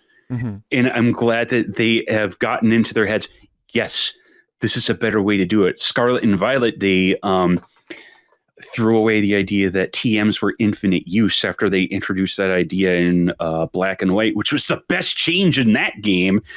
But then they brought that back again for ZA, as far as I understand, which is like, okay, we're finally in a good spot. You can keep it like this. This is great. And, obviously they're gonna try and find a way to innovate the games moving forward, because there was the big Game Freak leak that happened, was it a month or 2 ago? I forget when exactly. But it sounds like, they have plans for another Legends game after this one. Gen 10 is in the works. There's no remake of Black and White in the blueprints. I'm so sad. That's the one thing I wanted most. Maybe it'll happen eventually. Maybe, but I was really hoping that after Legends ZA, that would be the next one. But it was like, okay, all right. But I think on the whole, Legends Arceus, on the battle side, set a really good blueprint for the games moving forward. On the exploration side, it was definitely a first step towards the way the games are now, because Scarlet and Violet were definitely less of a slog in comparison. And I kind of ruined this game a little bit because I played Scarlet Violet first, in spite of Scarlet and Violet's downsides because it launched in a state, and it got better as it went along. And now the ideal way to play it is if you have a Switch 2, because it plays so much better on them now, and they're a lot more fun than they were. Like, they don't run like they're on a potato anymore. So I've heard. And they're just a lot better now. But Legends Arceus is neat for what it is, but you have to be willing to overcome some weird humps to get to the good stuff. But I think it's set a neat blueprint moving forward. Well, yeah, I mean, that's pretty you're much gonna that for have that. a second taste with that, or off that with the ZA, right? So Yes. I play Pokemon games in a weird way, though, because I like to look at the entire decks when it's released, and I'd be like, okay, how am I going to build my team? And I look at that, and I'm like, okay, I want my team to be this. And then I look at the move pools, and I want the move pools to be that. So it's going to be a minute of researching what I want my team to be before I actually sit down and play it. And like I said, I like to do a little bit different teams each time I play, but there's so much overlap in the decks this time around in ZA because it's a lot smaller than it was before. So I'm just going to have to, at some point, probably throw my hands up and be like, all right, there's just going to be repeats in here. Because my boy Mareep and Ampharos are in there, and I love that Pokemon so much. I'm just like, all right, maybe you're going to be on the team again after you were in Heart Gold. So, yeah, I mean, Pokemon is what it is, and I'll probably keep playing them, in spite of what the games are. And I know there's a lot of criticisms to be leveled against them, but after everyone made a big stink about the reduction of the size of the Pokedex and Sword and Shield, well, that game still sold, I think, like 26 million copies. So I have it. One of the few Pokemon, or two Pokemon games I have. No, that's not true. I have Arceus as well, but I have not touched it yet. So it's like one of those, like, well, clearly other people didn't want to speak with their wallets. Yeah. So sorry, guys. I mean, I'm guilty of it too. I bought Sword and I really enjoyed it. So, but that's I also get where people were like, I get where people were like, but it was, and I was like, yeah, the wild areas were definitely the blueprint for what Arceus and then what Scarlet Violet would become. So, yeah, I get it, I understand, but I'm still here being a stupid consumer. So, but yeah, Legends Arceus is cool. Like I said, it definitely walked so the games after it could run. So, but yeah, that's pretty much that about that. What you got?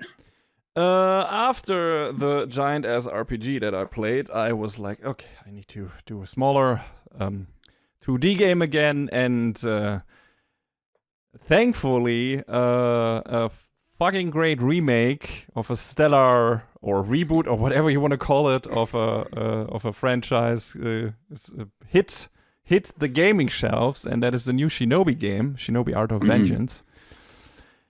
And that game was a blast. I don't even know how much to say about that. It's just a goddamn good side-scroll action game. Just a joy from beginning to end to play. Like, the mechanics are fantastic. The game looks incredible. Like, a fantastic art style.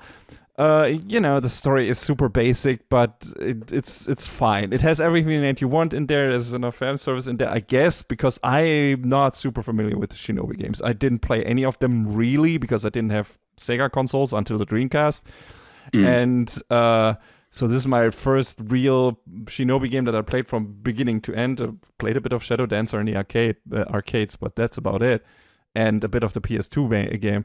But this one was just fantastic. Just so much fun to play. The bosses are really well thought out, and the different things you have to do. It's very Metroidvania-ish. You have to unlock skills to later revisit certain levels and find more secrets and everything. And there are some optional sword that does more damage is hidden behind these obstacle courses and challenge rooms you have to do. And some of those are brutal, but doable. I did all of them. If you look at my gaming profile, if you for some reason search that out, I hope you don't, and don't find the game there, that's because I had to play it on my US account profile, because for some reason the DLC I got with it when I ordered from Limited Run Games was fucking region blocked. I couldn't play it on my German account because I couldn't unlock the DLC there for some reason. That's so weird. That is super weird. I don't know why that happened, but yeah, so I had to use my US PlayStation account for that. So I'm glad I don't give a shit about trophies. Otherwise, I would probably be angry. But that's why that game is on there. No, but fun, breezy game, long enough for a 2D game. Like I said, looks incredible. The fighting mechanics are just so much fun. It feels so good to play that game. It has just such great movement, such cool combat mechanics and variations that you can use and how you can play it and so on. Yeah, it's so well thought out. It's so much. The music is fantastic. And I had a fantastic time from beginning to end. Like, if you're in the mood for a super good action game, like in the 2D space, just get there. I'm going to play through a lot of ninja games in the coming months because this is the first one. Then we have the new Ninja Gaiden 2D game, Ragebound. Yeah. I have that as well. That looks also fantastic, judging from the trailers. I'm going to play that next. And then I have Cyber Shadow, which is more 8-bit styled Ninja Gaiden. So I forgot about that game. I'm going to play that as well. So you're going to get a lot more ninja games from me in the next episodes of FreezeFramesPerSecond, that's for sure. But Shinobi is Art of Vengeance is a tough one to beat because it's fantastic game from beginning to end. It's so good. It's super hard. It's brutal. Some of the bosses are insane, and the challenge courses are really just holy shit. Some of them anyway. Some of them are super easy, which was like, how's that the final one? That was just too fucking easy. But one of them in the middle there, good lord, that really tested my platforming skills like they haven't been tested in a long while. So I really enjoyed that. That sounds good. I mean, this is on my list. I had played the demo of Ninja Gaiden, so like this is on the list. Ninja Gaiden's on the list. Cyber Shadow's on the list. The Messenger, I still haven't finished. I played a ton of that, but I still haven't finished it. That game is longer than I thought, actually. So I got that. I don't know exactly how far I am in the game, but I had gotten all of the upgrades and thought I was relatively close to the end, but the game was like, just kidding, idiot. So I want to actually wrap that up before I look at all these other things. But yeah, no, I had only heard good things about Shinobi and Ninja Gaiden. So I heard the new Ninja Gaiden NG4 was also pretty decent too. Supposed to be good too. Nice to hear. After 3 was not that great, so I'm glad it's Platinum did it, right? Yeah, they worked on it with Team Ninja, I believe. Nice. Cool. Looking forward to playing that eventually as well. Revisiting that series, the 3D version of that. But Ragebound is first. And that seems to be a much more a much different style, but also really cool. Looking forward to that. John, what else do you have left? I got a couple quick things, and I think that's it for me.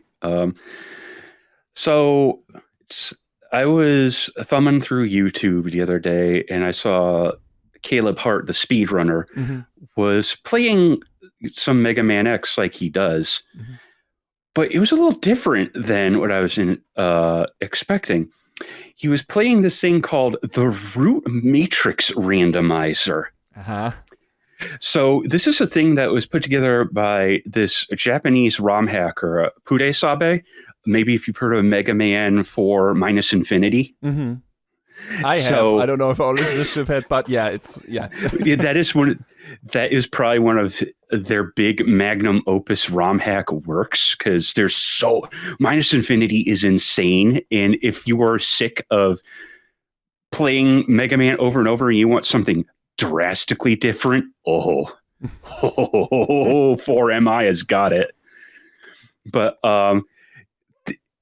what the Root Matrix Randomizer is, it takes the ROMs for Rockman X1, 2, and 3 and puts them together, and it randomizes the items you can get across all 3 ROMs. Interesting. I wonder how they avoid breaking the games with that. Well, there's a lot of different settings, and I think so you can download a utility and use it on your desktop, but there's also a website with a lot more customization options. And I think there are certain things that are done to prevent like soft locks in there. So I think it's pretty much free of anything that where you could potentially run across a game-ending sequence of events. But what this randomizes is literally everything. The weapons you get from bosses, the static items in each stage. You know how in some stages are like, oh, there is a 1-up that is always here. Oh, there is an energy thing that is always here. Those can be anything. So you can pick it up and be like, oh, this 1-up is now just a pellet of energy. This sub-tank, this thing that was a sub-tank before, well, now it's I don't know, it's the shotgun ice. And yes. And the way it works is on the stage select for each game, it actually has a list of all of the items you can get in each stage, and it will highlight them as you pick them up. So you know whether or not you have quote unquote completed a stage. And from the stage select, you hit the select button and it will drop out the game. It will save the state of the game you're currently playing, drop it out, and cycle to the next game in sequence. So the way it works is you don't necessarily have to complete the game, but the objective is to get Sigma keys so you can unlock the end game stages. And the game is considered over once you have beaten Sigma at the end of each game. Okay. Sounds very interesting. It's a lot. And you can do all sorts of weird toggles, like you can randomize weapon properties. Oh, wow. Okay. So when I was watching Caleb Hart, like the chameleon sting was a goated weapon for his playthrough. Like it was slicing through every enemy and every boss. The game also has a toggle where it's like, well, since this is going to be a bit tougher since it's a randomizer, well, you can choose to start with the dash boots in X1.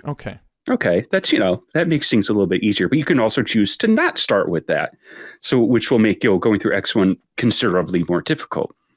You can also have a toggle where all bosses start at half health, and then every 4 bosses you beat, their life meter increases, and I believe it caps at like 3 full life meters. So boss fights can get much longer and much more intense compared to the vanilla games.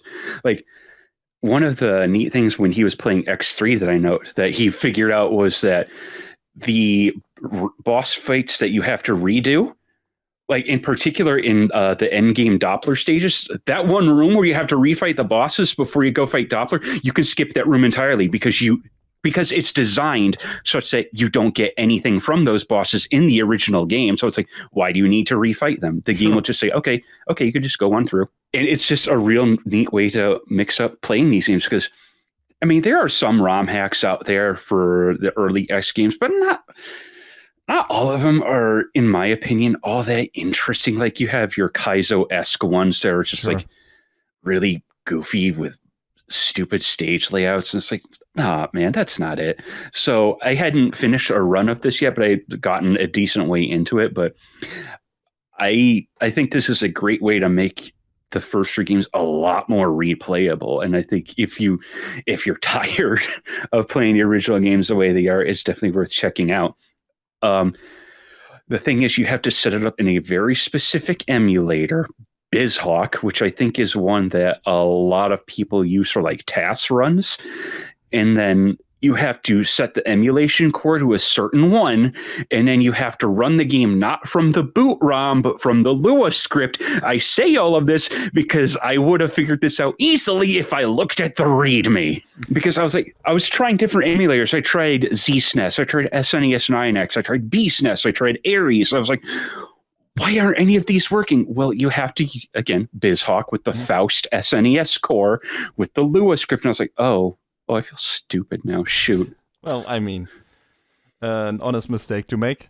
I wonder if we'll see this at a Games Done Quick event in the not too distant future. Oh, that would work great. Because like Caleb was playing at like max difficulty with like, of course, basically all of the buttons pressed, and I was like, okay, I just want to try this out first and slow things down a little bit. Yeah, but sounds like a fun way to re-experience these games in a different way. Oh no, yeah, for sure. So I'm definitely, and it's also super replayable because you can get a different seed every time. Sure. So yeah, yeah. Then the other quick thing was I spent some money on something. Uh-huh. So I have a Steam Deck and I like it, but it's been out for a few years now. It's getting a little long in the tooth. And I wanted an upgrade. And I bought an ROG Xbox Ally X. And it's neat. It definitely has the extra power that the Steam Deck is lacking, because I was interested in this or the MSI Claw A8, but MSI is being really cagey about a US release of it, because they have all sorts of promotional materials, and it's out in China and I think most of Asia, and it's out in Europe, and it's like, hey guys, I'm just going to raise my hand over here and ask about the US. No, it's not. Oh, okay. So I got the Xbox Ally X, and I think it's pretty cool. And I got it with the intention of, okay, so this whole Windows thing that they have on it with the Xbox full screen experience looks neat. And I'll try it out for maybe a week or two and see how I like it. Nah, I got it off there and I put Bazite on it immediately. I saw people having to uninstall Teams from the fucking gaming handheld, and I laughed. I mean, because it's just Windows, for better and for worse. Mm-hmm. I think the way the Xbox full screen experience, God, what a stupid name. I think it is a good first step, and I think it's neat for what it is. It's not there. It is not there. Okay. And every time I was like, well, I just want to play games on Steam, and you could drop out of it and go into Steam big picture mode, but you just don't get this Steam experience as it's intended, because everything on the gamepad is understandably geared toward Windows and what it wants to do underneath. So eventually I was just like, okay, we're going to scrub Windows off this. We're going to put Bazite on there, which is basically Steam OS and all but name. And we're going to try that. And I love it. It's so much better with Steam OS on there.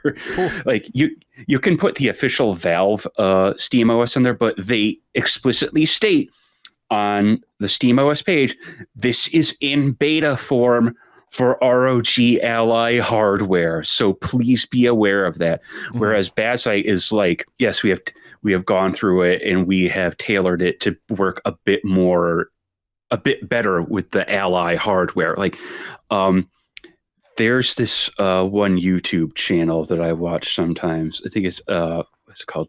David Does Tech Stuff. That's it, yeah.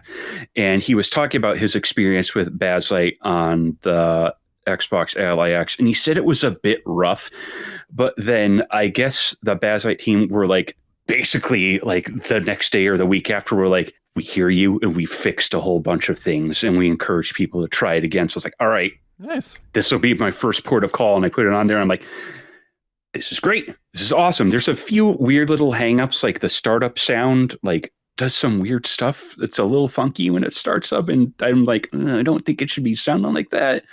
The back buttons on the unit don't seem to work properly unless you switch the controller type back and forth, which that also might be a me issue because I opened the unit up to replace the hard drive and the ribbon cable that connects the back buttons to the main board came loose and I had a time getting it put back in. Mm-hmm. So skill issue on my part. Okay.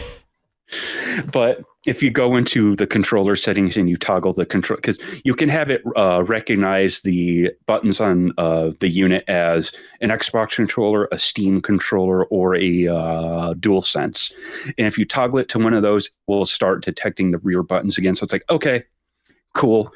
Because I also screwed up when I was putting it back together and it wasn't turning on. And I was like, oh God, what did I do wrong?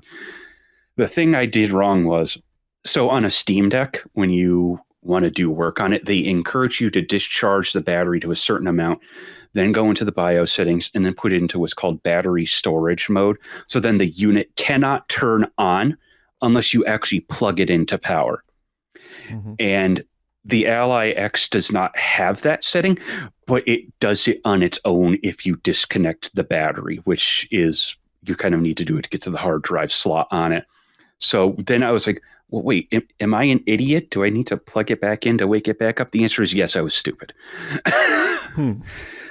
So it got working after that, and now it seems to be working mostly as intended, and I'm having a real good time with it. And you can tell there is a big difference in power from the Steam Deck going from, I forget what exactly the class of the APU is in the Steam Deck, but the Ally X has the Z2 Extreme in it, which AMD is really pushing, and we'll be probably talking about AMD and some of their other hardware in a little bit, just to touch on it. But yeah, it's a neat unit, and I'm glad I've got it working a way that I like. So I don't.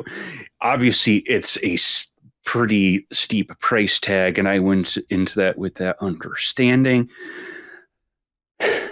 My credit card hurt for a little bit, but I decided, I was just like, I can't sit on this. I just have to pay it off. So I don't know if it was the right time to buy it after I got into a fender bender and my car had to get repaired. But thankfully, I think insurance will cover that. So yes, it was an expensive toy, and I'm looking forward to messing around with it a bit more. Well, I wish you a lot of fun with it. Sure. I hope it works out. But yeah, did you have anything else? Yes, I have one more game left. Gonna get too deep into it because we're running a bit low on time.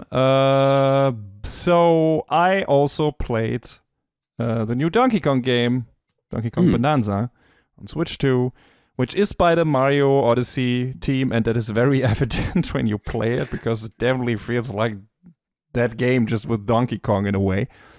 At least, you could tell from like all the trailers and promotional material. Yeah. And that is not like that's not a slight towards the game or whatever. Like, that is actually a good thing.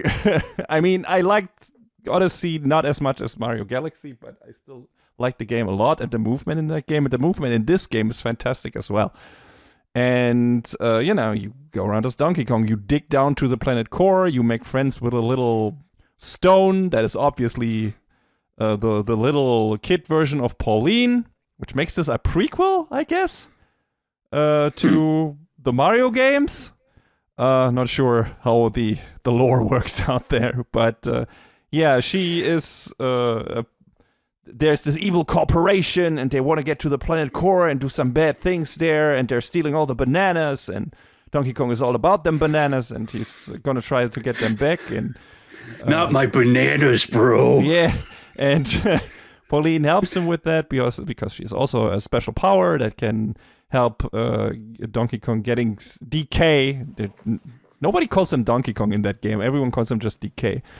And help DK get where he needs to be. And, you punch a lot. And the most fun thing, I guess, about the game is that you can punch most of the environment and just punch yourself through there. Basically, you can punch a hole in pretty much everything. And just unearth shit like treasures and whatever, and gold, and get to these big bananas that give you skill points. But you can also, use treasure maps and buy them and find them in chests and stuff like that, and then try to find stuff through there. And you also unlock special Berserk modes in a way where you get special abilities. You can turn into a Kong version of yourself that can punch harder and shit like that, and can punch through surfaces that normal DK can't punch through. Can turn into an elephant version of yourself, a snake version of yourself. Basically, all your animal friends that you had in the Donkey Kong Country games before, or at least some of them. You can turn into a rhino, but Rambi is in there, running around with Cranky, and you can find them, and he'll give you special something for that too if you can find him in every stage. And yeah, so the gameplay loop is basically get to a new layer towards the planet core, and then you find a lot of shit and find the Bananza Bananza skill, where you can transform into a new animal version, which looks super freaky. Like, if you ever wanted to know what or if you didn't want to know what an ape crossed with an ostrich looks like, well, that game is gonna give it to you anyway. Oh no. But it's fun, and it gives a lot of gameplay variety. Not all the forms are as useful, like the zebra form I didn't use as much because it is fast, but it's very contextual, and otherwise it's a bit finicky to control, so I wasn't a super big fan of it. But I used the snake version a lot. I used especially the elephant version a lot, because it has super useful skill when it comes to collecting items and everything, and eliminating environmental hazards. So I use that a lot. And the fun thing is there's always a different theme playing, because a lot of that game is also about music and singing with Pauline and everything, because she's a singer, right? And so a different music is playing when you have a different form, a different animal form, and all of these tracks are bangers. And it's super fun. Like it's basically like differently coded Mario game, just with a different character, but also special abilities and everything, and a lot of stuff to explore. Very weird, quirky side characters that you can engage with and everything. A lot of things to find and to dig for, and lots of secrets. And so there were a lot of moments. Also special challenge rooms and everything, where you have to find 3 bananas in rooms and stuff like that, or beat enemies in a certain amount of time, whatever. And all of that is super fun. Like the game is a blast from beginning to end. It's super enjoyable. It's pretty beefy.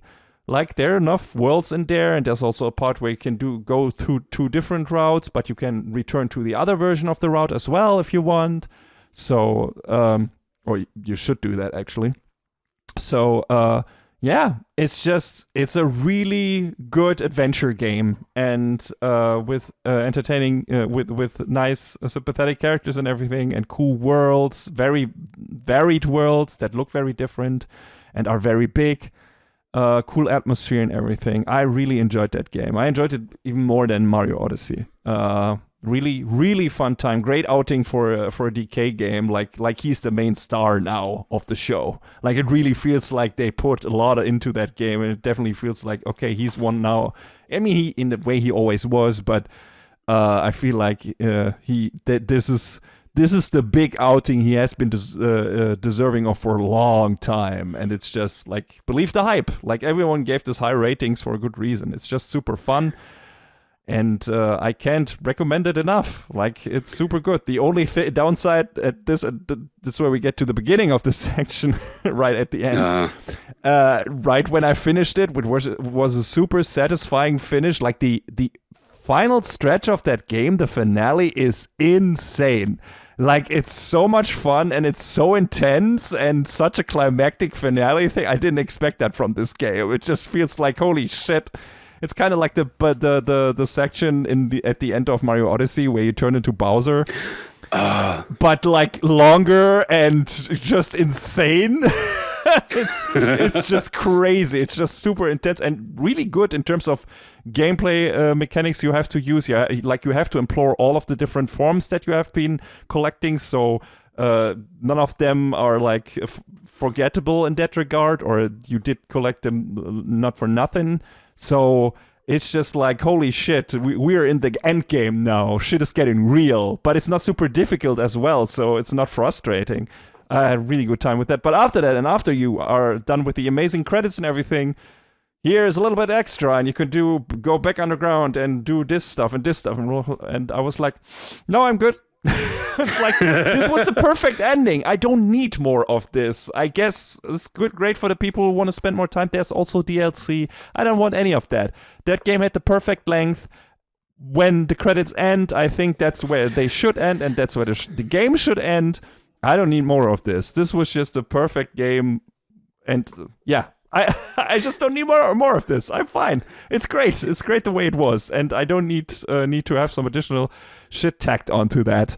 It just felt a bit weird to just go back and then have one of the characters be like, "Hey, I'm back again," and for this and this reason. And you also don't get aside from a couple of additional challenges and so on, you don't get that much out of it in terms of story. Apparently, just a JPEG at the end, and a special one. It's like, I'm not gonna do it for that. Sorry. I didn't do it for Hades, and I'm not gonna do it for this. So, but yeah, super fun time. I still think it's funny that they hinted at this with a DK's new look in I guess new old look in Mario Kart World, and it was like, well, why did they change it from the DKC? Oh, also, I think a lot of people were hoping the DLC would be a little bit more, because I know the big DK fans were like, DK64 is the game that it is, but Kong Island is super iconic, and they kind of reduced it down to like in the DLC, which is sort of unfortunate. But I guess it's cool that they're at least acknowledging that it's still somewhere out there. I guess, yes. But yeah, hey, if you like Nintendo games, you're gonna play this anyway. But this is definitely one of the best ones in recent times that I've played. Like, I have incredible amount of fun with this game. So just grade A from beginning to end, at least A, if not S. So yeah, cool, fun time. And with that, we are done with the play buffet, a very beefy one. We're stuffed, and we're gonna move over to a couple of quick news bits. And now, ladies and gentlemen, a bit of news. So we're going to try and roll through at least the first few of these real quick. The last one is actually interesting to me. Yeah, for sure. I don't know what Microsoft is doing at Xbox right now. Nobody does really, I think. Yeah, because a lot of weird decisions are being made. Because this is an Xbox, that's an Xbox. I just talked about something that I bought that was branded an Xbox, because it is also an Xbox. So when everything is an Xbox, is nothing an Xbox? Yeah, and also making the Game Pass more expensive. Like, a lot of very weird decisions. So all of this to say is, what is going on with their quote unquote next generation of hardware? Because they keep saying, oh, it's going to be the biggest leap in generational processing ever. My guy, do I need to show you the jump from the PS1 to the PS2? That was galactic. Everything else after that was like diminishing returns. Like even though the PS3 and PS4 were still crazy in comparison to the PS2, I still feel like the biggest jump that I ever witnessed was from PS1 to PS2. I don't know about you. Probably. I mean, you could argue from the 60-bit era to the 32-bit era, right? Yeah, I guess you could. Yeah, a little bit of that. But I don't know. There's just something about going from PS1 to PS2, or heck, even N64 to GameCube. Yes. I mean, eventually we're going to talk about it in our personal gaming histories, but yeah, definitely these generations, like 16-bit to 32-bit and 32-bit to whatever PS2, GameCube, and first Xbox were. That was definitely the biggest leap. After that, the upgrades were noticeable, but more cosmetic.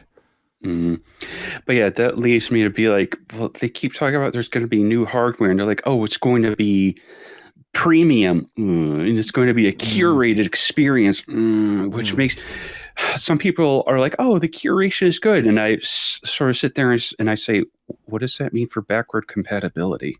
That's what I think.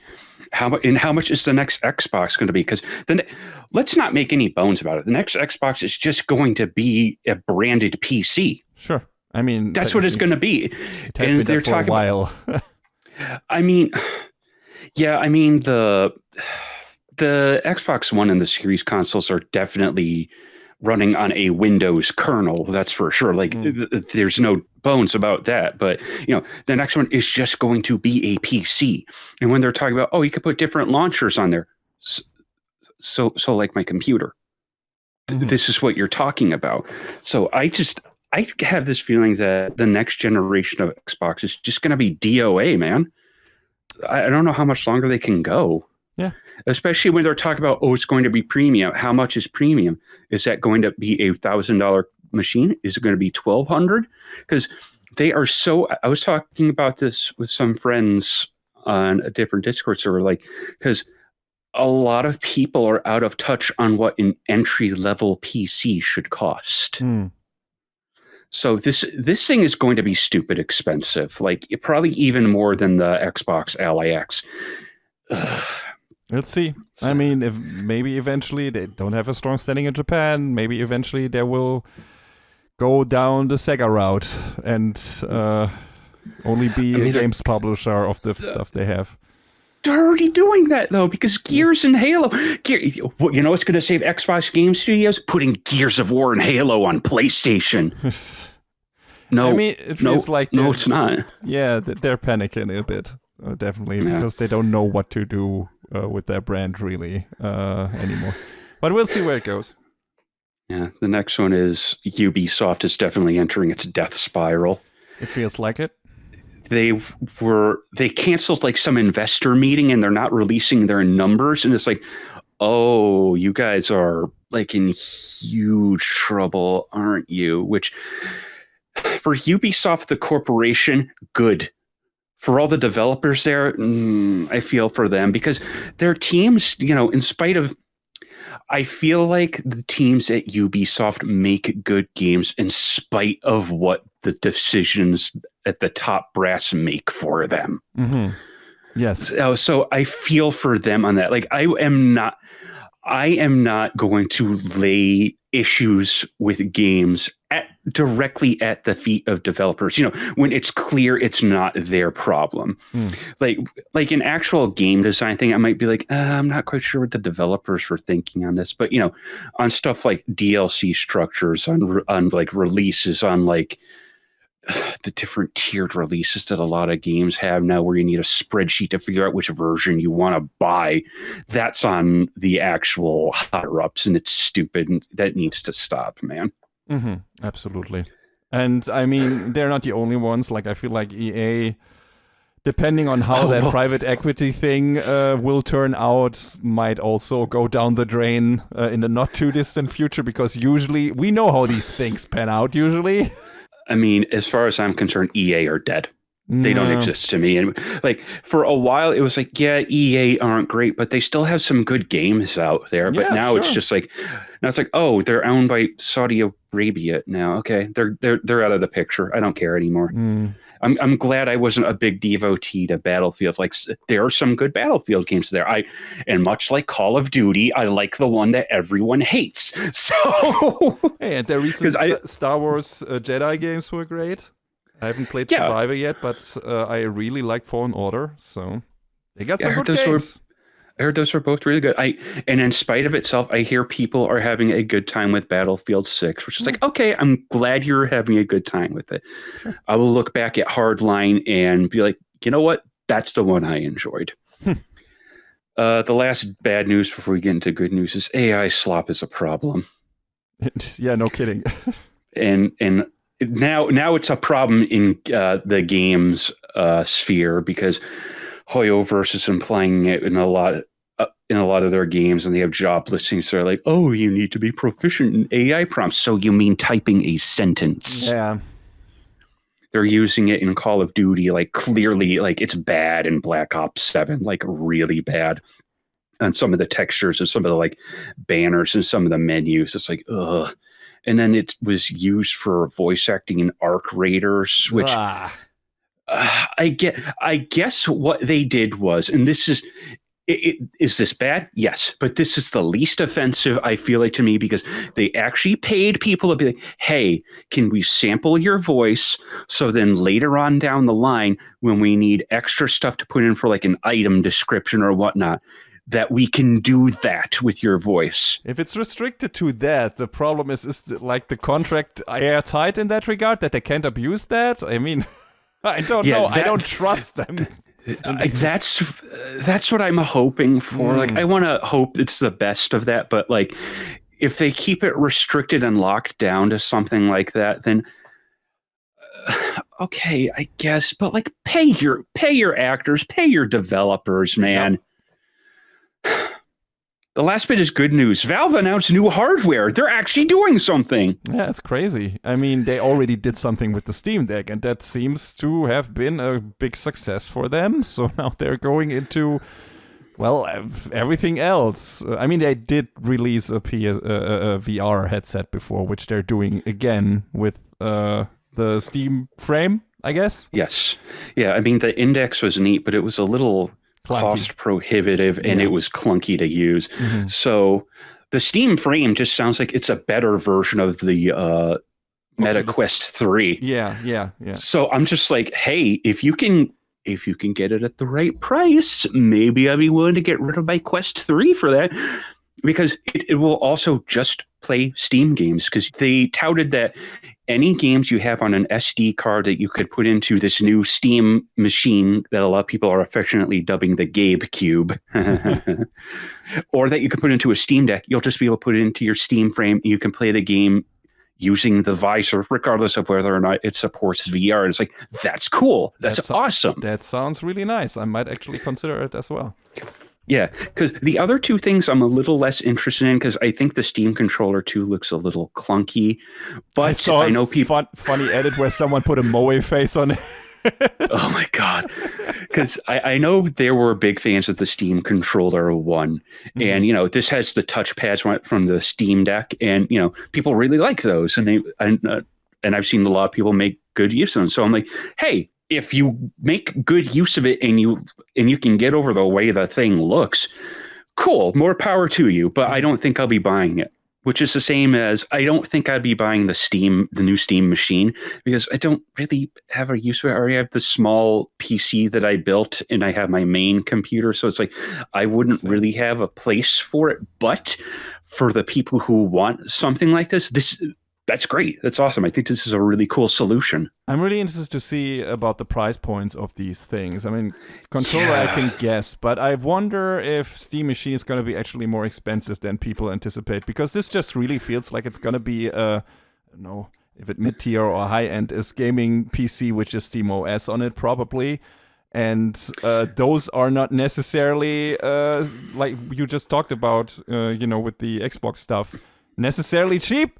So we'll see how it plays out. But I'm also I'm not gonna get the controller and the Steam machine, but I'm interested in the frame. So yeah, I mean, I think some people are theorizing that the Cube will probably be between $600 and $800, which, if it's delivering on the promise of the performance that they're talking about, which is to be around the PS5 range, which trying to get to that on PC is a bit more costly, because obviously like PlayStation, Xbox, and Nintendo hardware, that's all subsidized, so they can knock down the cost a little bit. Yeah, sure.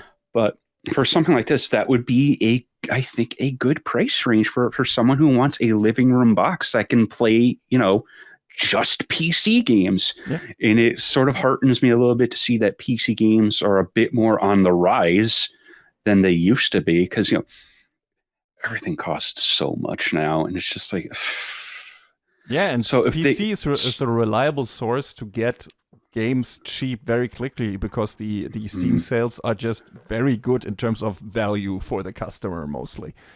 So if this can cause even a little bit of disruption, I think that's great. I mean, that could be actually the Xbox killer, right?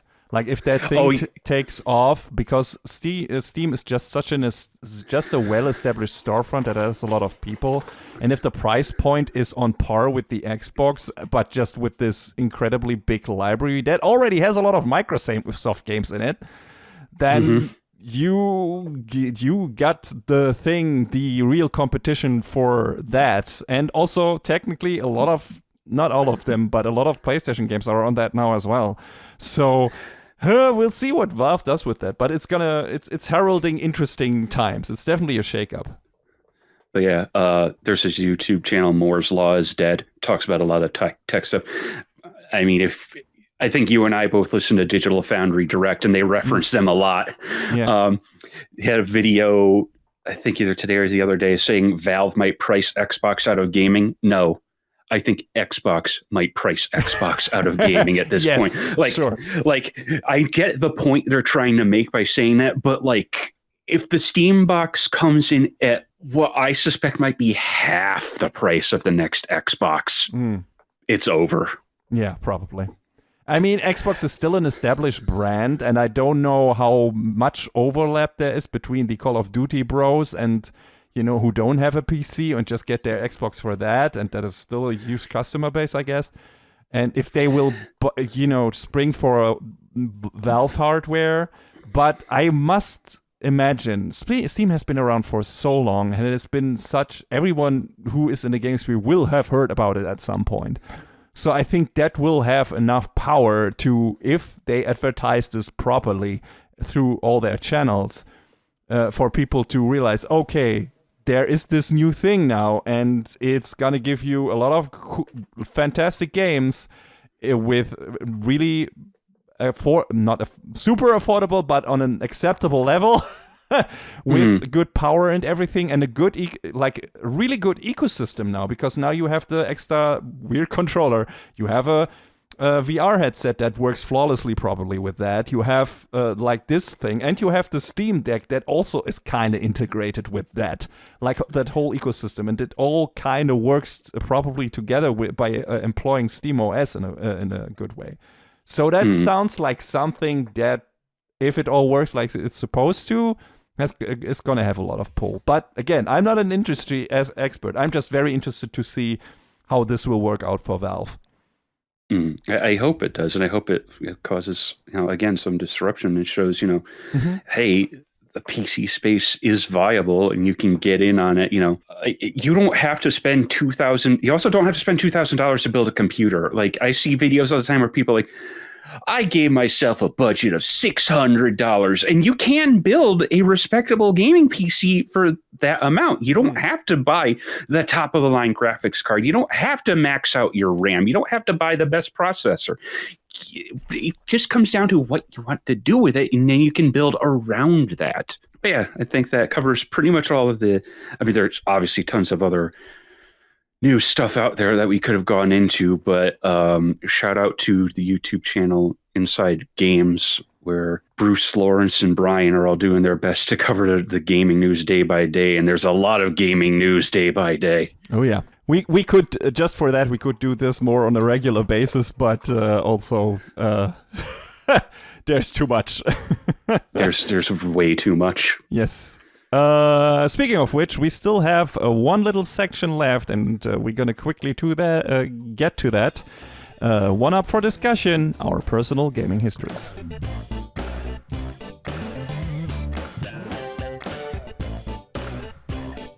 All right, yes, this is the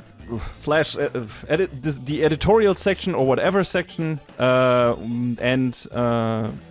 I think in the first episode we did some games we look forward to this year, and now, since last episode, we started talking about our personal gaming history, so the consoles, or whatever we had, what we gamed on, and what games we played. And I originally intended to have this a bit bigger in this episode, but I miscalculated a bit. So we're gonna have only 2 small sections for this. First, I forgot to mention last time when we talked about the NES era, 2 of my favorites, like Kirby's Adventure. I played that game from I don't know, 10 times or something. I played through that 10 times or more. I don't know. And that game is so good. Yes. It still holds up. You know what's wild to me about Kirby's Adventure? Everyone is like, oh, that's the first Kirby game. No, you idiots. No. Kirby's Dream Land was first. Like, so when people say that, I'm like, you're patently wrong. And a lot of people probably don't even know about Dreamland 2 and 3, so... Yeah. But yeah, Adventure, I just loved the shit out of that game, because in Dreamland, Kirby couldn't, still adopt the abilities of the enemies he was consuming, and that came in Kirby's Adventure, and I love that because that's one of the things I also liked about Mega Man, like copying the abilities of your opponents or whatever. And now I've got your power. Yeah, exactly.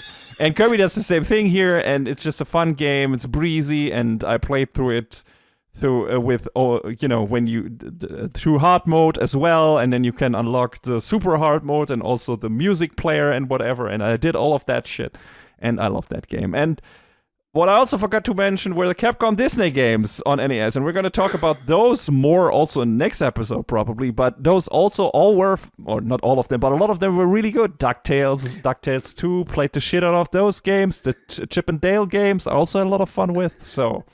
I missed those games like almost entirely. Wow. Man. Okay. Like I played the DuckTales remaster, but I think there was like a Disney collection of games. Yeah.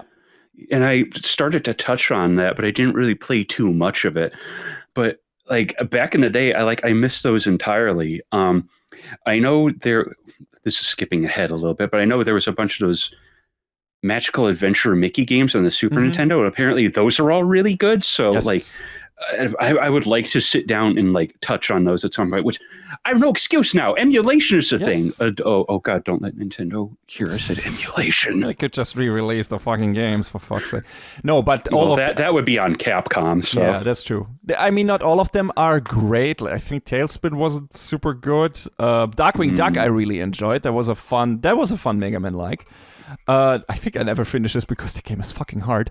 But that I enjoyed. Yeah, I played the first Magical Adventure, like Mickey's Magical Quest, Mystic Quest, or whatever it's called on the Super Nintendo. Really liked. Didn't play the other two, Aladdin, but we get to those in the next episode. So this episode, we're just gonna quickly talk about some early PC experiences, I guess, and Game Boy. And Game Boy is gonna be very quick for me because I didn't own one. I only played on the Game Boys of friends. All of my friends had some, but I didn't get one because I went from NES right to Super Nintendo. And I'm not a big mobile gamer in general, not even today. Like, I play my Switch pretty much exclusively docked. I only play them it mobile when I'm, like, I don't know, visiting at my parents or when I'm on vacation. And otherwise, that thing stays in the dock. And so same happened. I didn't even get a Game Boy. I got a Game Boy Advance, but not many games for it. Didn't play a lot on it, and I didn't get a DS. I got a 3DS. Didn't get that many games for that either. So I'm just not a big mobile gamer. And the start of not being that was me not owning an original Game Boy. Well, I mean, at least the nice thing with the 3DS and the GBA is they were both fully backward compatible, so you could play whatever on them. It doesn't matter now. Yeah, that's true. But yeah, I played a couple of games on the Game Boy, like on the big Game Boys of friends. I remember playing, of course, a lot of Tetris because that's just came with the thing. The 3 Super Mario games that came out for this. My favorite probably being either Super Mario Brothers, Super Mario Land 2, or Wario Land.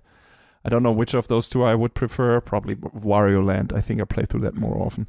When I borrowed that from a friend, and what were some other big ones? Did I play through the first Gargoyle's Quest? I think so. Yes. I think I recently revisited that. Even I played through Quest and Adventure, so Gargoyle's Quest 2 and Demon's Crest.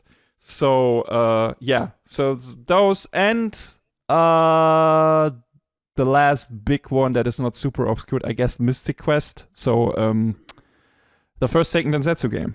Definitely played through that as well. So God, Final Fantasy the name... Adventure in the US, I think, right? They were so confusing with the names on those. Yeah. And like I'm still angry at Square. I mean, obviously this was early days, but it's like you could have a little bit of faith in your branding, guys. Yeah. Like, even because like the Final Fantasy Adventure, why didn't you just call it the Final Fantasy Saga? So then there would be the line between like, oh, that's what this was. Mm-hmm. Oh. And it got even worse when they like did another thing on the Super Nintendo that had the same name over here. It made no sense. Whatever. But yeah, that's I think for the big hitters for me. Kirby's Dream Land, of course, as well. But I think I didn't play that much more on the game. I played a couple of games with obscure ones with my friends. Like I think a version of WWF Raw. For some reason, because we were big into wrestling back in that day, and I played Skate or Die, which was on the Game Boy more of an arcade game than a sports game, because you were fighting enemies with your skateboard. That was fun, and a Spider-Man game, the first Spider-Man for the Game Boy, that was also fun, and Batman. The animated series, the game for that for the Game Boy. So yeah, those were the more obscure ones. But that is pretty much my history for the Game Boy. John, I assume for you it was a lot more because you owned one, right? Yeah, and I still have my Game Boy, and I actually bought a mod kit for it because I want to install a new screen and put it in a new shell to make it seem a little bit more modern. Mhm. But that I have all the pieces I need for it. I just need to actually sit down and do it. Yeah, I remember getting. I think I got the package that came with Super Mario Land 2. Mhm. I think that was the one I got. And I played the heck out of that. And, then Same. got Tetris, and I played, God, all of the Mega Man games on there. Sure, those I, of course, also, well, not really, though. I played 1 and 5. I think I skipped all the other ones because I didn't own the thing, and 5 was the only one that was different. So, of course, I played that, but I assume you had all of them. At different points, yeah. Yeah. I mean, the Game Boy and Mega Man games are weird, and there's a whole history behind that. But those were all really fun, cool times. So I played the heck out of them. And I even ended up rebuying some games that I at one point had, and then ended up getting rid of. I've got a stack of Game Boy games over here. I'm not gonna grab them and have them fall all over the place. But yeah, I played my Game Boy a ton. Again, Kirby's Dream Land, my aunt got for me when I was very young. And I didn't. When I was young, I was real stupider than I am now. And I thought every video game was like a Mario game, and that you just stomped on an enemy and ran to the right. And it took me a real long time to figure out, oh no, you eat them, and then you go and you do the thing. And sometimes instead of going right, you go up or you go left. What is this? What? The sorcery. Sometimes you go down, but down is bad. But yeah, I had a heck of a Game Boy library, and then I got a Game Boy Color and a bunch of games for that. I don't know if we want to save that as a discussion for another time, but I was stupid in my youth and ended up selling my Super NES and a whole ton of games to get a Game Boy Color, thinking, oh, this is going to be the new big thing. And then I was like, why did I do that? I'll say. But I have since you do started stupid things when you're a kid. That's just. I started rebuilding my Super Nintendo collection a bit, and I do have an SNES, and like I said, I have the Poly Mega, which will play a whole bunch of other stuff too. So I have tried to rebuild. But you had a good time with the Game Boy. Oh yeah, for sure. Like in spite of not being able to see that thing even in direct light. Do you have a favorite, I don't know, vacation memory or something where you took the Game Boy along? Because it's a mobile gaming device. Oh, man. Honestly, I'm not sure I do. Because, I still have this big gray carrying case that you could put the Game Boy and like 6 or 7 cartridges in. It had a spot for like an adapter so you could plug it into a wall. And I had like one of those stupid accessories where you would plug it onto the top and it would magnify the screen, and it had a light on it, and it didn't work very well, but I still had it and I used it. Mm-hmm. And I contribute that to probably using that a lot to my declining vision, which I now have to wear glasses. So, but young and dumb, and I still liked that thing, and it sat alongside my Game Gear, which we'll probably talk about at some point too. But I didn't have nearly as many games for my Game Gear, but it was color. Whoa! The Game Boy didn't have color. At least not until later. But the Game Gear screen was also terrible because it was ghosty and awful, and got that version of Sonic 2 on there. It was so bad. Ugh. Mm-hmm. But yeah, early portable gaming days were weird, and obviously it evolved from there with the Game Boy Color and the Advance, and then all of the weirdo stuff that didn't release outside of Japan. Like, I was always curious about the Wonder Swan, but I never had one. And all of the other things, like Nintendo was trying. They had like that Pokemon mini thing. Like, sure, guys, okay. But yeah, I had a Game Boy and probably too many games for it. I'm pretty sure, I had played through most, if not all of them. But then I ended up losing my old GB at one point and most of my Game Boy library. So I had to end up doing some rebuilding. But, I think I have most of what I wanted to recover. Like my most prized Game Boy games that I still have a copy of Mega Man 5, and that's probably one of the best games on there. So sure, for sure. I'm glad that that we recently got a remake in color on for that. No thanks to Capcom. Yeah, remember the promise of Mega Man Mania, and that was supposed to release on GBA, and the games are in color now, and then that didn't happen. And now Mega Man World DX 1 through 5 exist, and you could just go play them, and they're great. Yes, really glad that fans actually got to that, because it was one of the things that definitely was missing from me from the Game Boy games. But yeah. Fun time, and also I have some memories of borrowing a Game Boy from a friend and playing that. One of my good friends, I think that was actually David, who was with us on the Gundam episode recently on Anime Brain Freeze, who lent me his Game Boy when I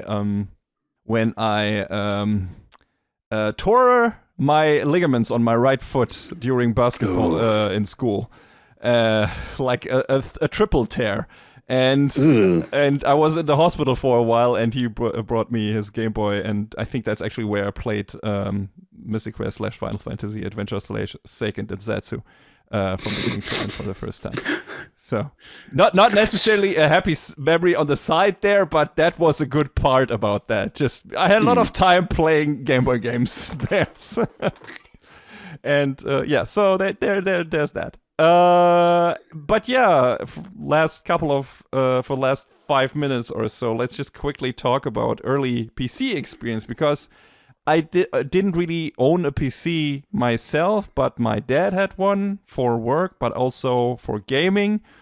So I actually got, he also played a couple of things, but he was more into puzzle games and stuff like that. And some, like, the DOS era, I'm still glad that I know the basic DOS commands because of that, because my dad introduced me to all that shit, and I was, tagging along because he was watching me during the summer vacation or whatever, summer holidays, and that's when he, for his new workplace, he took some courses on PC, because that stuff was kind of new, I guess. But that way I got to experience the birth of Windows. Like, I think my first Windows was 2.0 or whatever. Wow. And then 3.0 and 3.1, and I got to witness all of that shit. And with that came, of course, a couple of games, and even before that on DOS. So Commander Keen was my first big PC game. Played the shit out of that. I'd really love to see a good new Commander Keen game. I think we recently got one mobile one, but I don't want that. Just for a really good side-scrolling Commander Keen game again. Yeah, wasn't it like a port of Commander Keen 4, or was it something else? I think we had something else as well. There was a new one, but that wasn't the port of 4, and I don't even remember if 4 was particularly good. But I would like have a remaster of all those ones, because I only played the first one and the first one and the fourth one, and I like that. And my dad was weird about violence in games, so I didn't get to play all the standard stuff. Like the very first 2D side-scrolling Duke Nukem games, I didn't get to play for a long time, because when my dad found out that they were on the PC, he just fucking killed them. Just uninstalled them, and I couldn't reinstall them anymore because I didn't have the disc for them anymore. And there was some other stuff, Comanche, which was like this helicopter shooter thing. I also was only allowed to play the first level where you blow up oil tanks, but I wasn't allowed to actually fight against other people, so against other helicopters or airplanes or tanks. I did that in a sneaky way anyway, though, when he wasn't around. Sorry, Dad. But that was some of my first experiences. And after that, just a couple of more Windows games, I guess. There was IndyCar. I played one of the IndyCar racing games. I played a game for that was called Stunt Island, where you had to recreate like shots from a movie in a specific way to succeed. It was very fun.